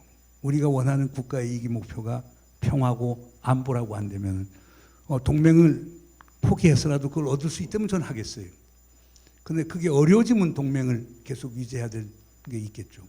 그래서 그런 점에서 동맹이라고 하는 것을 절대 변수 또는 상수로 보지 말고 변화하는 맥락 속에서 보고 그걸 탄력성 있게 보자라고 하는 걸 강조하고 싶고요. 그다음 두 번째, 이건 1월 달에 미국 갔을 때도 새로운, 제가 그 닉슨 센터, 지금은 Center for National Interest라고 해서 국익센터라고 하는데 거기 아주 보수적인 사람들이 오죠. 거기 가서 이제 뭐 기조강연하고 저랑 이제 논쟁을 벌어지는데 재미있는 주장을 하더라고요. 그것도 군부 출신들이 장성하고 예벽 장성하고 이제 대형 출신이 어떤 얘기를 하느냐면, 자기들은 주한미군을 둬서는 안 된다는 거예요. 이유는 뭐냐? 북한이 단거리 탄도미사일 능력 갖고 있지. 그다음 800개 이상의 장거리 탄도미사일 갖고 있고, 지금 전술핵은 북한이 지금 갖고 있다고 보는데, 만약 미국과 북한 사이의 실질적인 군사적 충돌이 이루어진다. 2차적 타격은 평택이 될 거다. 그럼 평택에 어떻게 28,500명을 전부 다 한 곳에 갖다 넣느냐. 그러니까 기본적으로 그분들 주장은, 뭐 재미있는 사람이 다니엘 맥그레거 하는 사람들 포함해갖고 그 폭스 TV 커멘테이터 나가는 사람, 그 사람들 주장은 그거예요. 주한미군을 빼는 게 현명한 전략적 선택이라는 거예요. 지금 미국 내부에서 이런 논쟁이 이루어지고 있다라고 하는 것, 이걸 우리가 현실 목도해야 되는 것들이거든요. 그래서 저는 걱정이 그래요. 뭐 지금 한미 방위비 분담 협상 잘 안 돼서 뭐 트럼프 대통령이 빼는데 우리랑 협의도 없이 그냥 일방적으로 어느 날 뺀다. 지금 저 호르무즈에 있는 저 미 오함대 보고 이란 함정 까불면 그따 발파하라 라고 할까봐 걱정이 되는 거예요. 그러니까 그건 뭐 제가 윤덕민 교수하고 생각이 같습니다만은 미국 대통령이 스테이블하고 한미 동맹이 스테이블한다라고 하면 이런 문제가 이렇게 안 나오겠죠. 그런데 이제 미국 변수 자체가 변하고 그 다음에 지금 제일 걱정하는 게 그거예요. 트럼프 대통령이 이번 주한미군 주둔과 방위비 협상과 관련해서 제일 중요한 메시지를 그것도 미국 시민들이 제일 많이 보는 프라임 타임 코로나 바이러스 브리핑 시간에 어떤 얘기를 하느냐면 우린 텍스페이어스들 생각해서라도 한국비 방위비 분담을 증액해야 된다는 거거든요. 그럼 주한미군이 존재하는 것도 모르는 사람이 미국 국민의 반 이상일 거예요. 제가 미국에서 20년 산 사람이니까 그것도 남부 쪽에 살아봐서 아는데 사람들 대한민국에 미군이 있다는 건 잘 몰라요. 그 지금 트럼프 대통령이 이걸 정치적 쟁점화 시키고 텍스페이어들 돈 갖고 주한미군 유동하고 한국 방위를 위해서 지금 미군을 갖다 놨는데 한국이 돈 안 내면 우리가 빼야 돼. 그럼 이게 미국 정치의 아젠다가 되면서 우리에게 상당히 불리하게 작용할 수도 있는 거거든요. 그러면 여기서 우리가 고개 숙여서 그 돈을 줘야 되느냐 라고 하는 문제, 이건 우리에게 상당히 중요한 문제가 되겠죠. 그리고 준다고 해도 그 문제가 해결이 될 건가?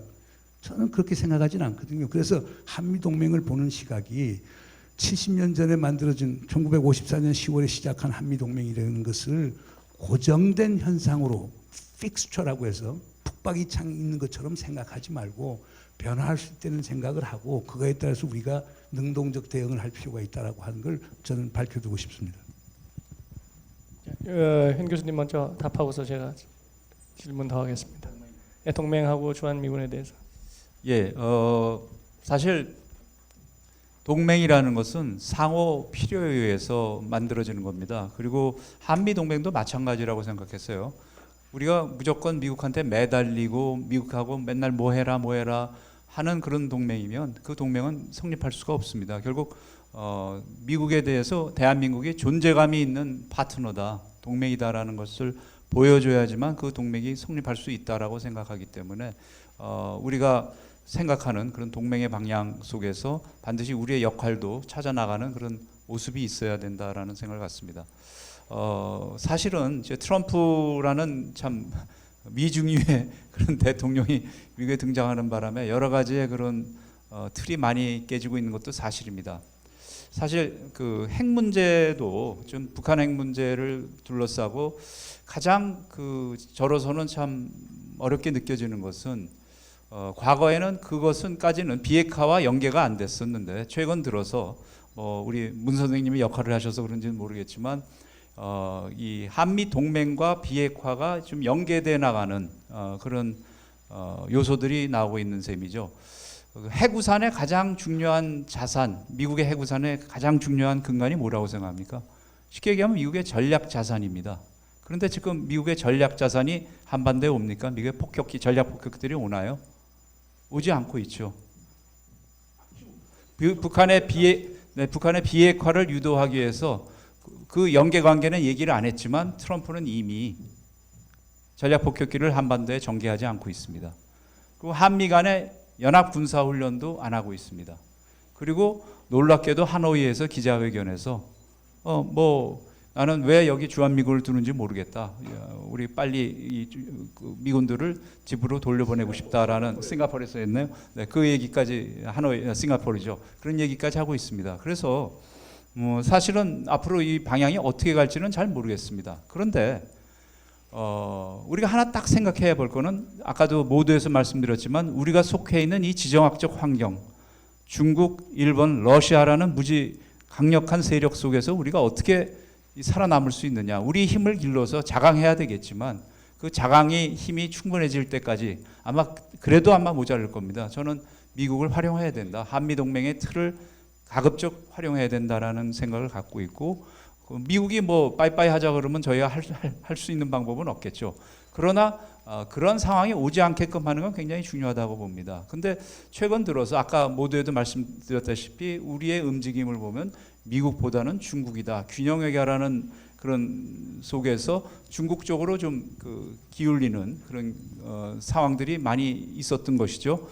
사드 문제를 둘러싼 그런 문제도 있었고, 그다음에 지소미아 문제도 있었고, 그렇기 때문에 미국으로서는 한국이 동맹으로서의 파트너인가라는 그런 의문들을 워싱턴에 있는 그런 서클에서 생각하기 시작한다면 미국으로서는 동맹을 유지해야 될 필요성을 점점 못 느끼게 되는 거죠. 여전히 트럼프를 제외한 미국의 주류의 그런 사람들은 한미동맹이 중요하다라는 인식을 갖고 있고, 특히 중국이 부상하는 가운데 한국의 어떤 전략적인 그런 가치나 중요성을 인식하고 있다라고 봅니다. 그리고 미국이란 나라는 민주주의 국가이기 때문에 또 그러한 주장을 가진 사람도 있지만, 과거에도 뭐 카터도 그랬지만 또 선거에 의해서 새로운 사람이 바뀌면서 또 새로운 균형 있는 정책이 들어서기도 하고 있기 때문에 뭐 지금 어려운 시기이긴 하지만 저는 그 한미 동맹과 주한미군의 그 틀을 잘 활용해 나가는 것이 우리에게 이점이 있다라는 점을 좀 말씀드리고자 합니다. 예, 질문이 많은데 제가 원포인트 질문을 하나 드리고 싶은데, 아까 이 동맹은 상수나 고정화된 게 아니기 때문에 플렉서블하게 생각할 수 있다. 뭐 그건 장기적으로 그렇게 생각할 수 있는데요. 아까 평화와 안전이 보장이 된다면 동맹은 포기할 수도 있다는 말씀하셨는데 현재 상태는 어떻게 보십니까? 그러니까 기본적으로 그렇지. 역순이, 그러니까 평화 안정을 정말 가져올 때면 동맹을 할 이유가 없잖아요. 뭐 동북아의 다자안보 협력 체제를 만들든지 새로운 시큐리티 거버넌스를 만들면서 나가면 되는 거니까 동맹이 우리의 절대선은 아니라는 걸 우리가 분명히 알아야죠. 그리고 미국도 그건 알아야 됩니다. 그리고 제가 지금 워싱턴 가서 제일 곤혹스러운 것은 저 동맹 안 하면 뭐 마이클 그린이나 스캇 슈나이더 이렇게 얘기를 해보면 동맹 안 하면 너희 선택지 없어. 저는 얘기하면 선택지 있다. 우리 중국하고도 동맹할 수도 있고 다자안보 협력 체제 만들 수도 있고 일본하고 협력할 수도 있고 러시아하고도 협력할 수 있고 미국이 절대선은 아니다. 이런 걸 미국에 주입을 시키지 않으면요, 우린 정말 19세기 말처럼 되는 거예요. 그러니까 지금 미국의 아까 지금 윤 교수께서 얘기한 그 주류라고 하는 사람들도 관성이 있어요. 한국의 대부분은 미국을 사랑하고 한미 동맹을 절대적으로 생각하고 어떤 한미 동맹의 에딕트, 중독이 된 사람들은 보는 거죠. 우리 미국이 없으면 한국은 존립할 수 없는 것처럼 생각하는데, 우리가 미국 앞에 얘기해 줘야 될 건 존립할 수 있다라고 하는 건 얘기를 해줘야 될 거예요. 그게 전 동맹의 더 건설적인 역할을 한다고 봅니다. 지금 질문이 제일 많은 것이 사실은 동맹에 대한 부분이 많아서 이 부분들을 같이 엮어서 말씀을 드리고서 먼저 듣고서 다른 질문으로 넘어가겠습니다. 몇 가지 축약해서 말씀을 드리면, 북한이 이 핵무기 외에도 뭐 이런 여러 가지 위협을 가지고 있는 상태에서 북핵 위협에 대해서 우리 한 국민을 보호하기 위해서 우리는 무엇을 해야 되느냐? 미국의 핵 우산에만 의존해도 괜찮은 거냐? 핵 개발은 어떠냐? 어려운 거냐? 이런 얘기도 있고요. 그 다음에 만약에 미국이 그 B2B 52 같은 그 전략 자산을 본토로 철수하게 되면은 핵 억지력이 약화되고 그 북한의 오판 가능성을 높이는 게 아니냐라고 하는 질문이 있었습니다. 그래서 과연 핵 우산의 신뢰성도 과연 있는 거냐, 이런 질문이 있는데 이걸 먼저 다루고서 그 다음 질문들로 넘어가겠습니다. 문 선생님 먼저 할까요? 네. 여러분, 제가 최근에 이번 코로나 바이러스 때문에 쉬면서 읽은 책 중에 제일 재미있게 읽은 책이 그 프레드 카플란이라고 하는 사람이 쓴 The Bomb이라고 하는 게 있어요. 미국의 핵 정책의 역사. 그러면서 특히 백악관 전략공군사령부, 지금 전략사령부라고 하는 전략사령부 합참, 미합참 이 사이의 갈등. 그래서 그 책을 읽으면서 느낀 거는 미국에는 엄격한 의미에서 핵 정책이 없는 거예요. 핵을 사용할 그 순간이 오면 그때 백악관, 전략사령부, 합참, 국방부가 협의해 서는데 그 과정이 우리가 걱정스러울 만큼 일관적이지 않아요.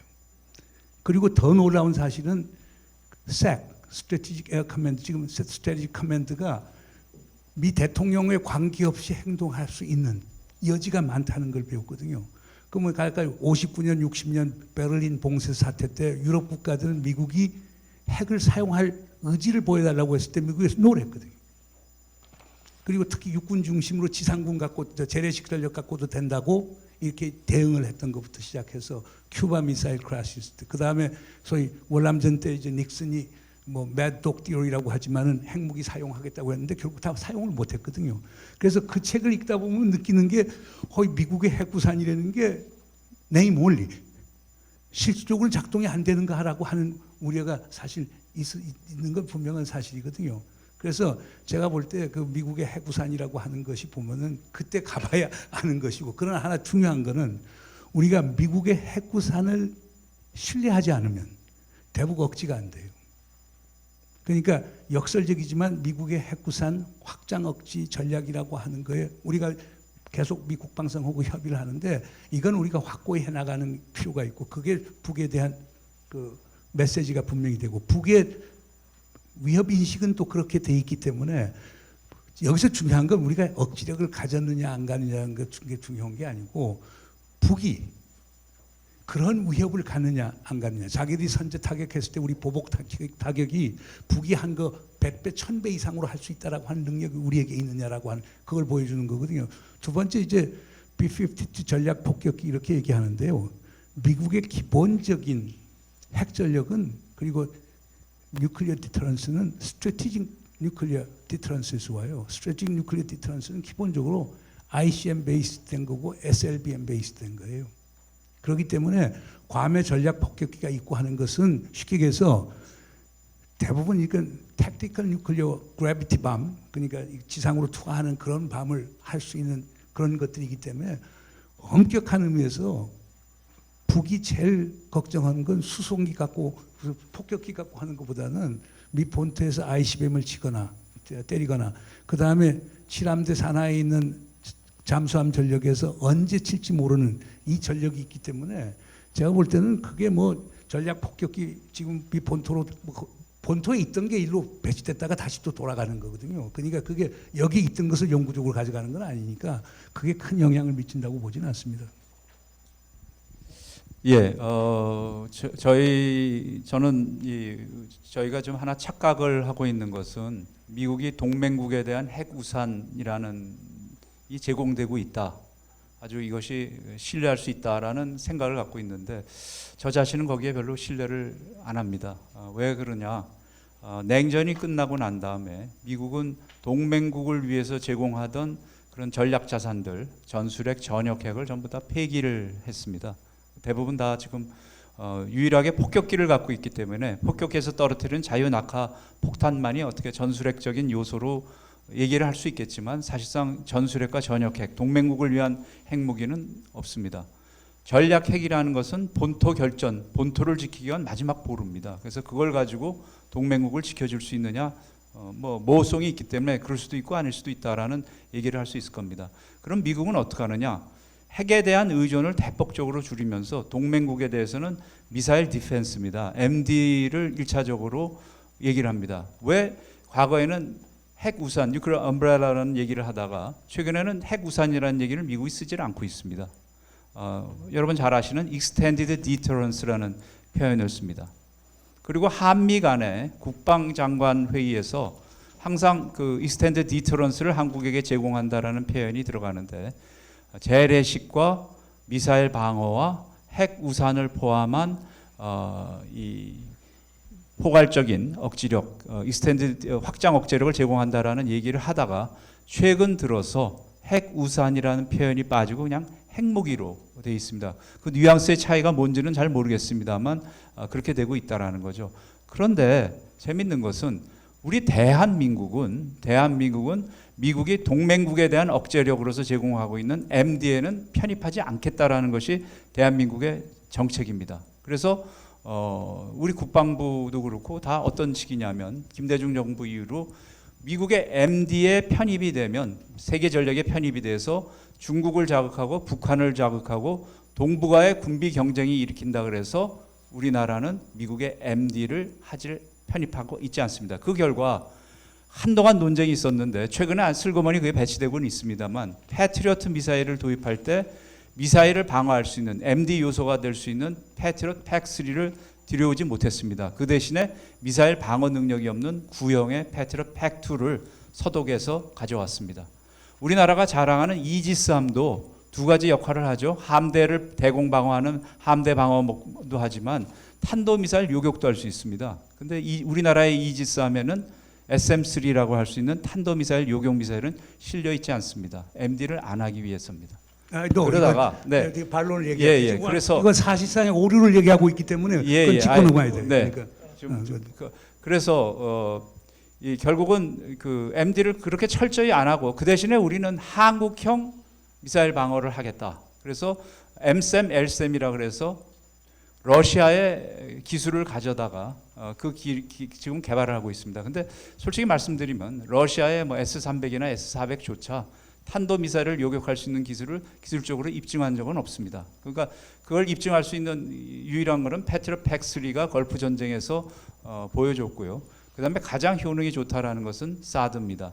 근데 사드도 지금 거의 배치가 안 돼 있기 때문에 그래서 최근에 북한이 뭐 여러 가지 왜 요즘 청와대에 대해서 그렇게 북한이 불만이 많은지는 잘 모르겠습니다만 뭐 지금 북한이 우리 청와대 모양을 만들어 놓고 거기에 커다란 타겟을 만들어 놨습니다. 그래서 원을 몇 개를 그려 놓고 가운데 정확하게 그 청와대 모형을 갖다 놓고 아마 조만간 화력 시범을 할지는 모르겠습니다만 그래서 그것을 기회로 해서 지금 청와대 뒷산에 패트리엇 팩3를 지금 배치를 시작을 했습니다.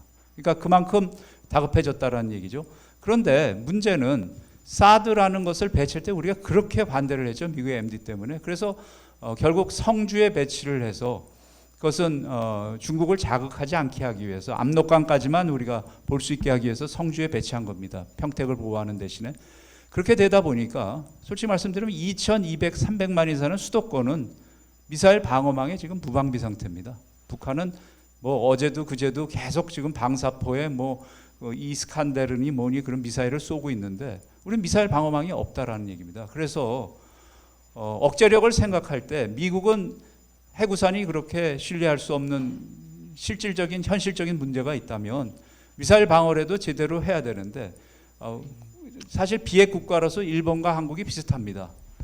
그런데 그 일본은 우리 국방 예산도 거의 사실 비슷합니다. 환율의 문제입니다. 그런데 일본은 이미 국민을 중층적으로 보호할 수 있는 미사일 방어망을 이미 갖추었습니다. 배치를 했습니다.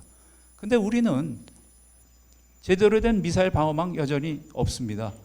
패트리엇 팩3 이거는 중요한 전략시설, 공군 비행장 몇 군데만 방어할 수 있을 뿐이지 국민을 보호할 수 있는 시설은 없다라는 겁니다. 그렇기 때문에 현실적인 억제력이 우리한테 지금 없다라는 거죠. 그러니까 궁극적으로는 미국의 해구산에 의존할 수밖에 없는 상황인데 그렇다면 그 해구산의 신뢰성을 높일 수 있는 얘기를 해야겠죠. 미국과 한국 사이에 협상도 하고. 그런데 북한이 핵 능력이 강화되고 미사일 실험하고 핵 실험을 하면서 한미 간의 확장 억지에 대한 협상 그걸 어떻게 강화할 것이냐 논의가 있었는데 최근 들어서는 제가 듣기로는 지난번 정부 때까지는 국방장관과 외교부 장관 2+2에 회의까지도 그런 지금도 하고 있고 지금 잠깐 너무 길게 얘기해서 내가 인터뷰하겠는데 우선 기본적으로 발언権얘기를 하고 그러니까 지금 거의 다 얘기하겠으니까 하나는 기본적으로 하나씩 내가 배경을 설명할게요. 김대중 대통령 때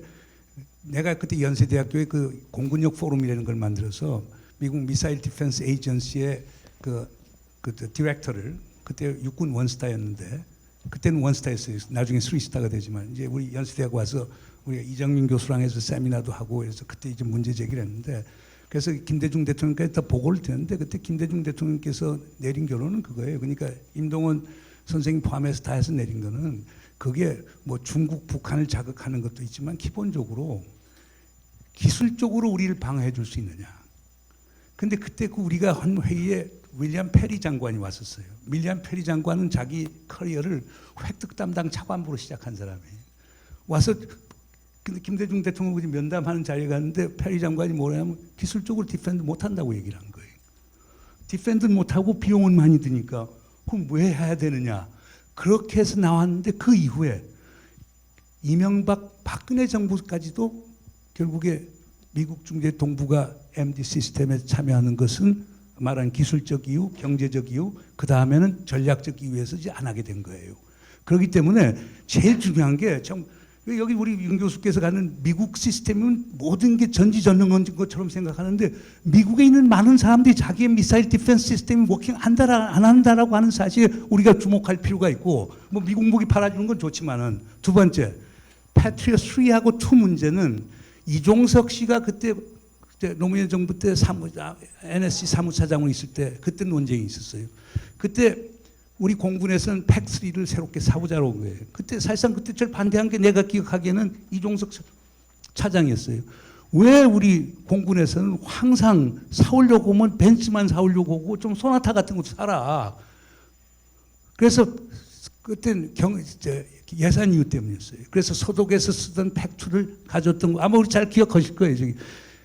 그렇게 해서 왔던 것이고 그 다음에 세 번째 사드 문제만 하더라도 기본적으로 사드에 대한 평가를 현 정부 들어왔으니까 나도 이제 관여를 하면서 쭉 봤지만은 사드의 effectiveness에 대해서는 회의감이 너무 많아요. 그 MIT 포스텔 교수 같은 사람은 대놓고 그것을 정면에서 반대를 하는 거거든요. 그러면 자 사드 갖고 우리 뭐 미군 평택이나 오산 여기는 지킬런지 모르지만 대한민국 국민들은 지키지 못한다.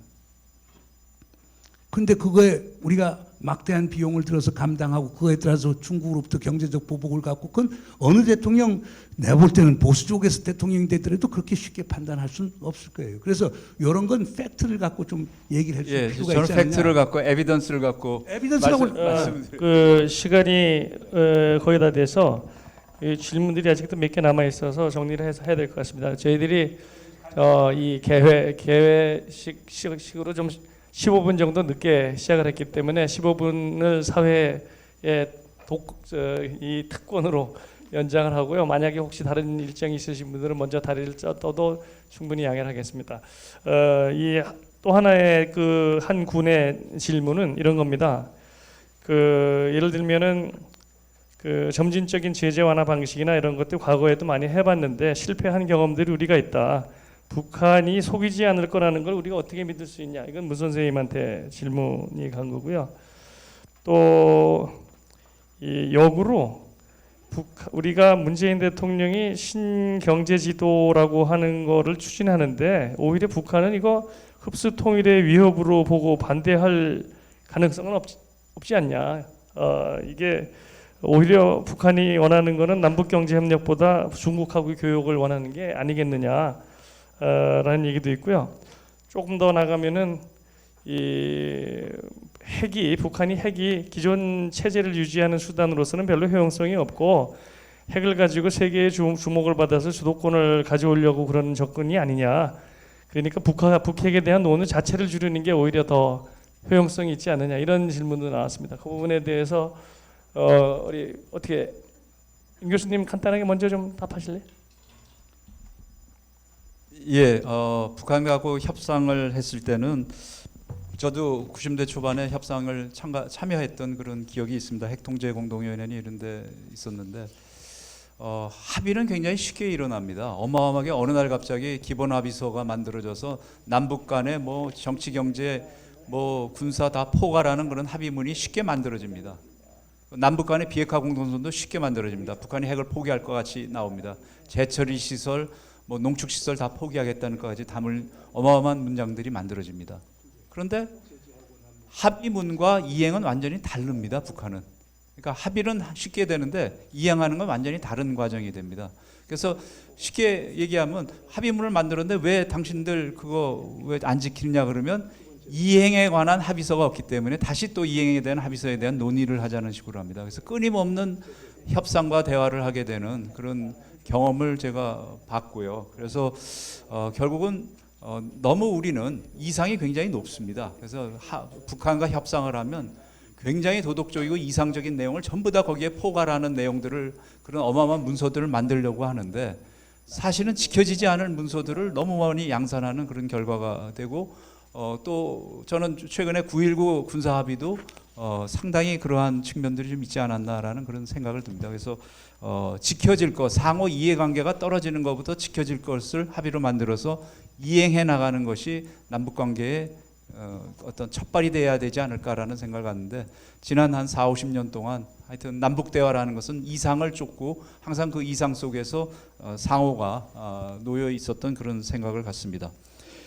그 다음에 이 흡수통일, 신경제지도 흡수통일로 생각하지 않느냐라는 그런 질문이신 것 같은데요. 저는 그 북한이 과연 남한을 어떻게 생각하느냐가 여전히 퀘스천 마크입니다. 그래서 문 선생님께 오히려 질문을 하고 싶을 정도인데, 저는 문재인 대통령의 진정성이 있다라고 생각이 됩니다. 뭐 이 판문점이나 평양에 가서 그 김정은 위원장과 만나서 얘기하고 했는데, 왜 이렇게 북한이 단지 한국이 미국과 이렇게 짝 한 통속이라고 동맹이기 때문에, 그러면 그 전에 만나지 말지, 한참 만나서 여러 가지 활용할 건 다 활용해 놓고 평창도 다 나타나고 그렇게 어마어마한 아름다운 쇼를 한바탕 하고 난 다음에 왜 갑자기 소대가리서부터 무슨 전응화서부터 그런 어마어마한 그런 욕설들을 퍼붓고 있느냐. 도대체 남북 관계에 있어서의 한국은 도대체 뭐냐. 그것이 항상 의문입니다. 그렇기 때문에 북한의 한국을 바라보는 관점이 뭔지를 한번 저희가 차분하게 한번 생각해 봐야 되지 않을까. 그래서 항상 이게 보수든 진보든 우리는 항상 북한과 무언가를 좀 해야 된다. 대북 정책이 실패하고 있다라는 가장 하나의 변수는 남북 대화가 없으면 무조건 이 정부의 정책은 실패한다라는 식으로 언론이 떠들어대기 시작합니다. 그러면 어떤 정부든지 간에 남북 대화를 위해서 하고 있고요. 북한은 또 그걸 충분히 활용합니다. 어떤 정부가 들었으더라도 한 1, 2년 동안 만나주지를 않습니다. 그러면 다급해져 가지고 어떻게 해서든 남북 대화를 하려고 하게 되고, 그러면 그때 북한은 슬쩍 그걸 타서 자기의 이해관계를 관철시켜 나가는. 그래서 북한은 굉장히 남한을 다루는 노하우를 갖고 있는데, 반면에 우리는 역대 모든 정부가 북한에 대해서 급하고 뭔가 하여튼 하다 보면 당하는데, 과연 북한이 요즘 이렇게 우리 문재인 정부에 대해서 그러고 있는 내용 상황에 대해서 우리가 어떻게 봐야 되는지, 이것도 한번 좀 생각해 봐야 되지 않을까라는 생각을 갖습니다. 그 첫 번째 제재 문제는 그래요. 우리가 제재라고 하는 건 기본적으로 국제적인 그 효력을 갖는, 구속력을 갖는 제는 유엔 안보리 제재 결의안인데, 제재 결의안에서 제재 완화 결의안을 채택한 적은 제가 없는 걸로 알고 있습니다. 제재는 계속 지속되어 오고 강화되어 왔지 제재가 완화된 적은 없죠. 지금 있는 제재도 풀려고 하면은 유엔 안보리에서 제재 완화 결의안을 채택을 하고, 지금 중국하고 러시아가 낸 안이 그겁니다. 그러면 완화가 돼요. 근데 지금까지 제재가 완화가 된 적이 없기 때문에 그런 건데, 지금 하나 이건 가능해요. 아까 그 스냅백 생션 릴리프 안이라는 게 그거거든요. 그러니까 북한이 비핵화에 구체적인 행보를 보이고, 우리 윤 교수께서 얘기한 대로 신고, 사찰, 그다음에 검증 단계에 들어가게 되면서 북한이 원하는 그런 제재를 완화시켰다. 그런데 완화시켰는데 북한이 그걸 치팅을 한다. 속인다. 그러면은 제재 완화를 철회하고 더 강화된 제재를 가도록 만드는 거거든요. 근데 이렇게 얘기하는 데는 사실 이란에서 많은 함의를 얻어왔죠. 이란이 결국에 로하니 대통령이 결국에 그 오바마 행정부하고 이란 핵 협상을 했던 가장 큰 이유 중에 하나가 제재를 유럽 중심으로 제재를 부분적으로 풀어줬고, 중산층들이 그걸 많이 즐겼단 말이에요. 근데 다시 제재를 가하기 시작하니까 중산층이 어려워지기 시작하는 거예요. 그러니까 로하니 같은 사람의 지지 기반이 약화가 되니까 결국 로하니가 오바마하고 핵 협상을 했었던 거거든요. 그러니까 그걸 주장하는 사람은 제재를 완화시키면 북한에 새롭게 등장하는 젊은 세대부터 뭐 요즘 뭐 돈주 포함해서 중산층들 이런 사람들이 있는데, 그 제재 완화의 혜택을 볼 것이고, 그들이 아무리 북한이 소위 전체주의적 국가라고 하더라도 그들이 정치적 영향을 행사할 수 있을 것이다. 그런데 만약 북한 지도자가 그걸 안 들으면은 다시 원상복구할 뿐더러 제재를 더 강화시키면은 효과가 날 수 있다는 건데, 이런 건 한 번도 해본 적이 없어요. 그러니까 지금 스냅백 생션 릴리프 아이디어는 사실상 제가 하노이에서 작년 2월 27일 저녁에 트럼프 대통령하고 김정은 위원장이 저녁 만찬 때 대화가 나온 걸로 알고 있습니다. 그리고 트럼프 대통령도 거기서 상당히 우호적인 태도를 보였다가 그 다음날 이제 뒤집어졌던 건데, 그러니까 그건 한번 해볼 만한 것 아니냐고 그러고, 그 평화경제론이라는 게 북한 흡수통일론으로 오해할 것 아니냐. 그건 사실 그렇게 이해하고 있죠. 그러나 북한 사람들 기본 입장은 제가 만나서 경험한 바는 하여간 뭐 평화경제고 뭐든 하나라도 제대로 해봐라. 하나도 한 게 없단 말이에요. 철도 약속해서 아무것도 못하지, 개성공단 못하지, 금강산 못하지, 아무것도 못하니까 뭐 국제제재 때문에 남측 정부가 아무것도 못하는데, 뭐 평화경제고 한반도 신경제지 다 좋으니까 뭐 하나라도 제대로 해보라고 하는 게 북한의 입장이에요. 그게 지금 우리의 어려움이고 하려고 하다 보니까 심지어 쇠 조각 하나 들어가도 국제 제재에 걸리니까 우리가 보낼 수가 없는 거예요. 가령 유진벨 재단이 그 2차 결핵 환자들 위해서 뭐 음악 센터도 만들고 격리 수용 시설을 하려고 하는데 조그맣게 간이형 포터블 환자 수용 시설을 하려고 하는데 거기 들어가는 알루미늄 샤스까지도 지금 제재 금지 혜택을 조치를 받기 때문에 현실적인 어려움이 있다는 거죠. 세 번째, 북한을 그냥 니글렉하면 되는 것 아니냐.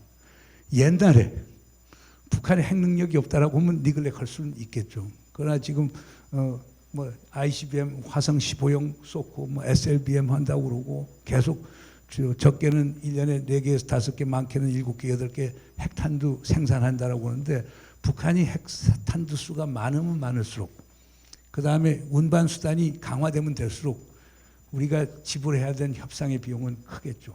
아마 가장 큰 비용은 전쟁일 거예요. 그건 우리가 지불할 수 없는 거지만 그렇기 때문에 그냥 우리가 말하는 malign neglect, 그래서 적대적 무시 전략을 하든 그다음 benign neglect을 하든 지금은 neglect 할 때는 아니고 협상을 해야 될 때라고 봅니다. 예, 마지막으로 한 가지 질문만 양쪽에 하나씩 드리겠습니다. 윤덕민 교수님한테는 이 한미 동맹을 강조하시는데 역으로 한미 동맹 때문에 한국이 어떤 인트랩먼트가 될 우려는 없으신지, 특히 뭐 미국에서도 여러 가지 논의가 나오고 있습니다만 한미 동맹이 앞으로도 한국의 국익을 보호하기에 유익한 정치인지, 혹시 인트랩먼트, 어벤던먼트 피어에 대해서는 많이들 얘기하시는데 인트랩먼트 피어는 없는지라고 하는 거를 마지막으로 드리겠고요. 문 선생님한테는 지금 뭐 이건 좀 너무 하지만 요새 김정은 뭐 위독설 이런 게 나와서 그거에 대해서 묻는 게 아니고 북한의 급변 사태 같은 게 있을 때 한국이 어떤 컨팅전시 플랜 같은 걸 가지고 있느냐라고 하는 것이 질문이 왔습니다. 그것도 한 질문씩만 간단하게 답을 하고 세미나를 끝내겠습니다. 사실 이 한미 동맹이 한국 전쟁의 산물로서 1953년 만들어진 이래로 뭐 대한민국이 참 우여곡절이 많았습니다. 정치적인 사건들 많았었고 뭐 여러 가지 혁명 뭐 이런 어려움들이 일어나고 그랬음에도 불구하고 끝까지 대한민국이 잘 이렇게 해나가면서 산업화도 이루고 민주화도 이뤄내서 이와 같은 선진 국가가 됐습니다. 그런 데는 알게 모르게 우리 국민들의 피와 땀도 있었지만 한미 동맹이라는 산소 같은 그런 공기가 우리한테 있어서 우리 주변에 있는 무시무시한 그런 세력들을 전혀 느끼지 않으면서 있을 수 있었다라는 얘기입니다.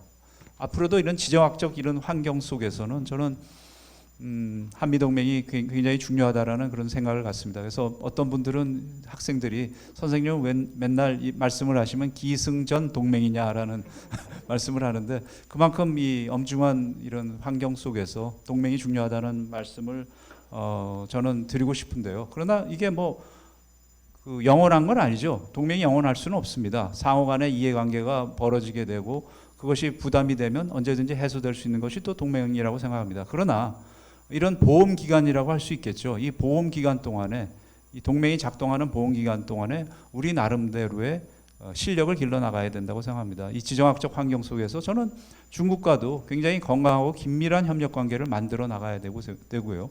그다음에 우리의 외교 영역을 넓혀서 중국이 참 무서운 나라긴 하지만 중국 주변에 사실 러시아도 있고 일본도 있고 인도도 있습니다. 그리고 뭐 베트남, 인도네시아 이런 나라들이 있는데 한 15개 정도 되는 나라가 있다는데요. 그들 나라가 합치면 중국보다 GDP도 크고 국방 예산도 크고 그리고 인구도 많습니다. 그러니까 그러한 나라들을 잘 네트워킹을 우리가 해나가는, 거기를 잘 만들어 나가는 외교 노력을 하면 이 지역에서 중국과도 잘 살 수 있고 우리 나름대로 레버리지도 가질 수 있고 또 한미 동맹도 한미 동맹 나름대로 갖게 됐을 땐 패권 국가이기 때문에 굉장히 오랫동안 패권 국가를 누릴 수 있는 국가이기 때문에 우리의 자산이 될 수 있고, 그래서 다양한 네트워크를 만들어 나가는 외교 노력을 통해서 우리의 이 지정학적 엄중한 환경 속에서 우리의 이익과 국민의 생명과 재산을 늘리는 그런 외교가 아주 절실하다라는 생각을 갖습니다.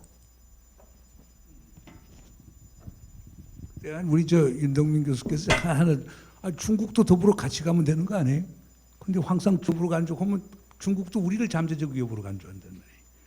그러니까 미국하고 동맹 맺은 상태에서도 뭐 중국하고도 잘 가고, 그다음 일본하고도 잘하고, 그다음 신남방 정책에서 동남아 인도 국가들하고 잘하면 되는 건데, 저는 자꾸 중국을 우리의 잠재적 위협이나 적으로 간주한다라고 하는 건 우리 국익을 위해서 그렇게 좋은 것 같은 않다고 보는데요. 그리고 저는 한국의 많은 분들이 다 서양화가 된 것 같아요.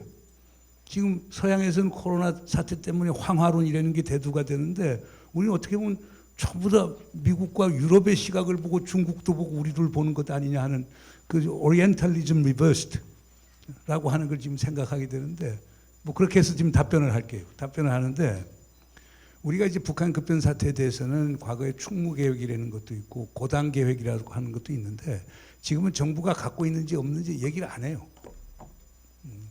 왜냐하면 그게 그렇게 바람직한 건 아니고요.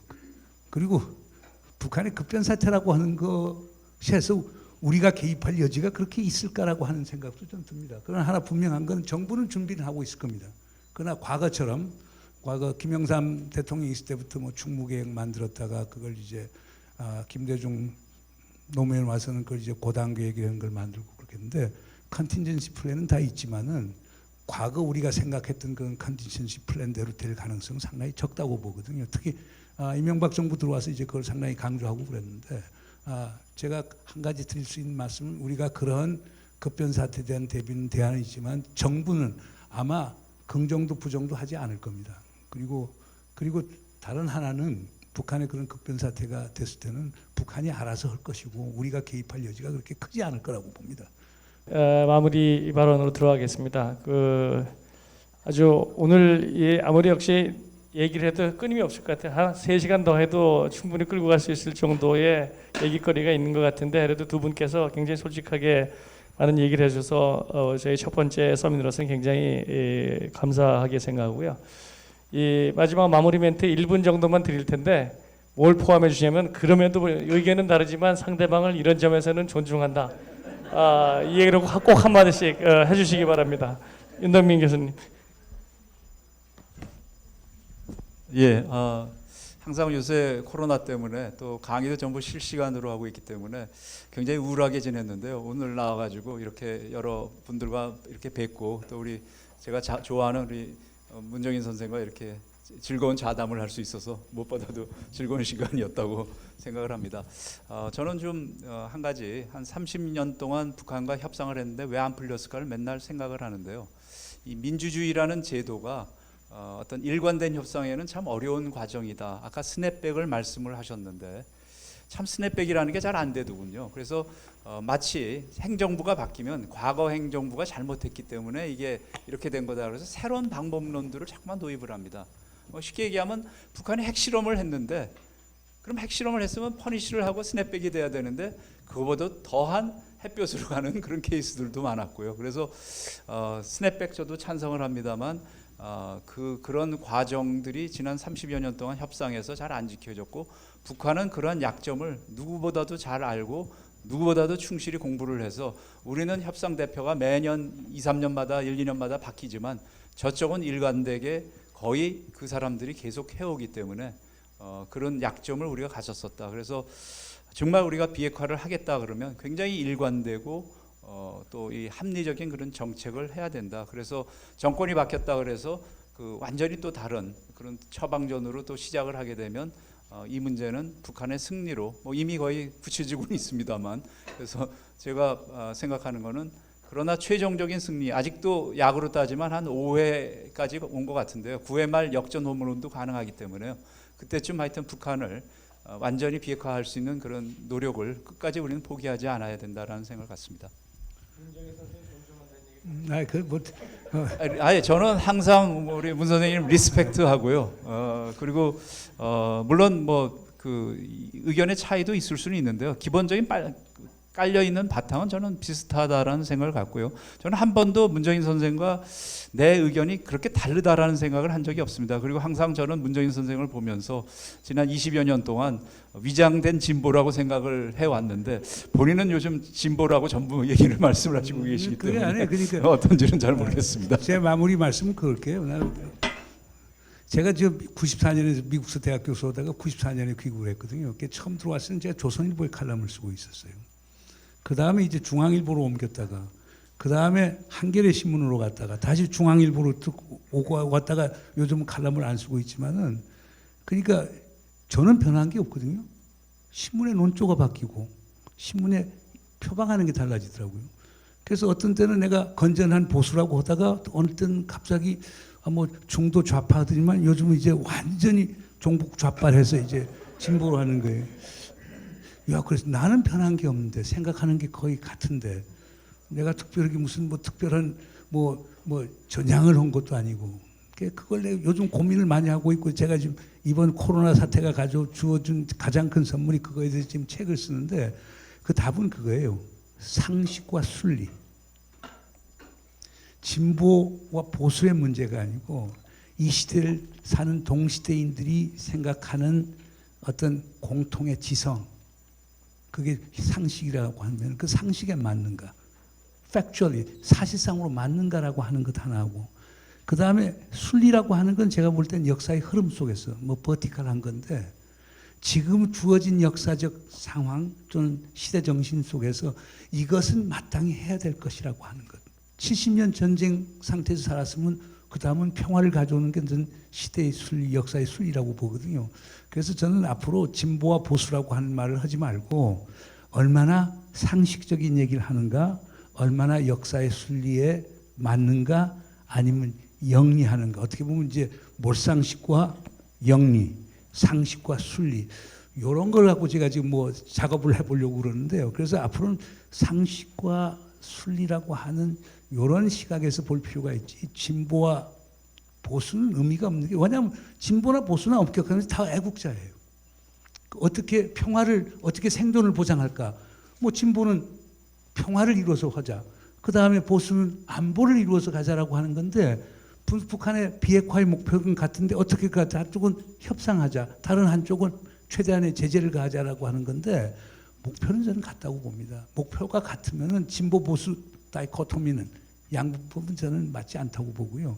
그래서 얼마나 상식적이고 순리에 맞는 얘기를 하는가 안 하는가 그거를 보자. 그래서 저는 아까 그 상식과 순리가 아까 말한 우바니타스에서 얘기 나오는 그 하여튼 6가지 덕목하고 관련이 된다고 봅니다. 그래서 상식과 순리에서 보면 그 싸움은 결국 이념 싸움이 될 수가 없거든요.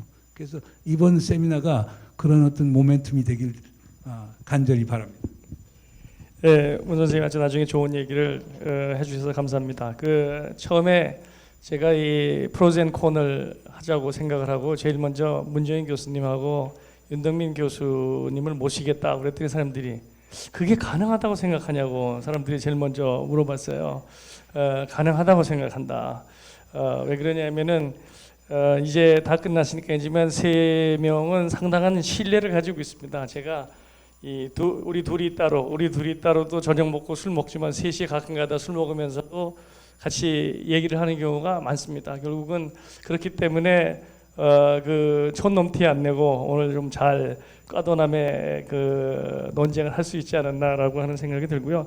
지금 문 교수님께서 말씀하셨지만 제가 따로따로 이렇게 얘기를 들어봐도 두 분은 정말 서로 고민하는 지식인입니다. 그냥 이거 가지고 장사해 먹으려고 하는 사람들이 아니고 우리나라가 정말 어떻게 가야 되는가라고 하는 것을 좀 더 다른 시각에서 서로 다른 측면을 얘기하고 있기 때문에 서로 얘기를 하면서 배울 것이 많고 또 오늘 여러분들도 다 들으셨지만 서로 이 조금 다른 측면을 강조하지만 그런 측면이 있다라고 하는 걸 전부 다 이렇게 볼 수 있는 그런 기회가 되지 않았는가 이렇게 생각을 합니다. 무엇보다도 제가 두 분을 존중을 하는 것은 역시 마음이 열려 있습니다. 바깥에서 미디어에 있었을 때는 뭐 꼴통 보수다, 뭐 이거 완전 뭐 종북 좌파다, 뭐 그런 얘기를 하지만 굉장히 오픈 디스커션이 가능한 학자들이기 때문에 제가 오늘 모시게 된 거고요.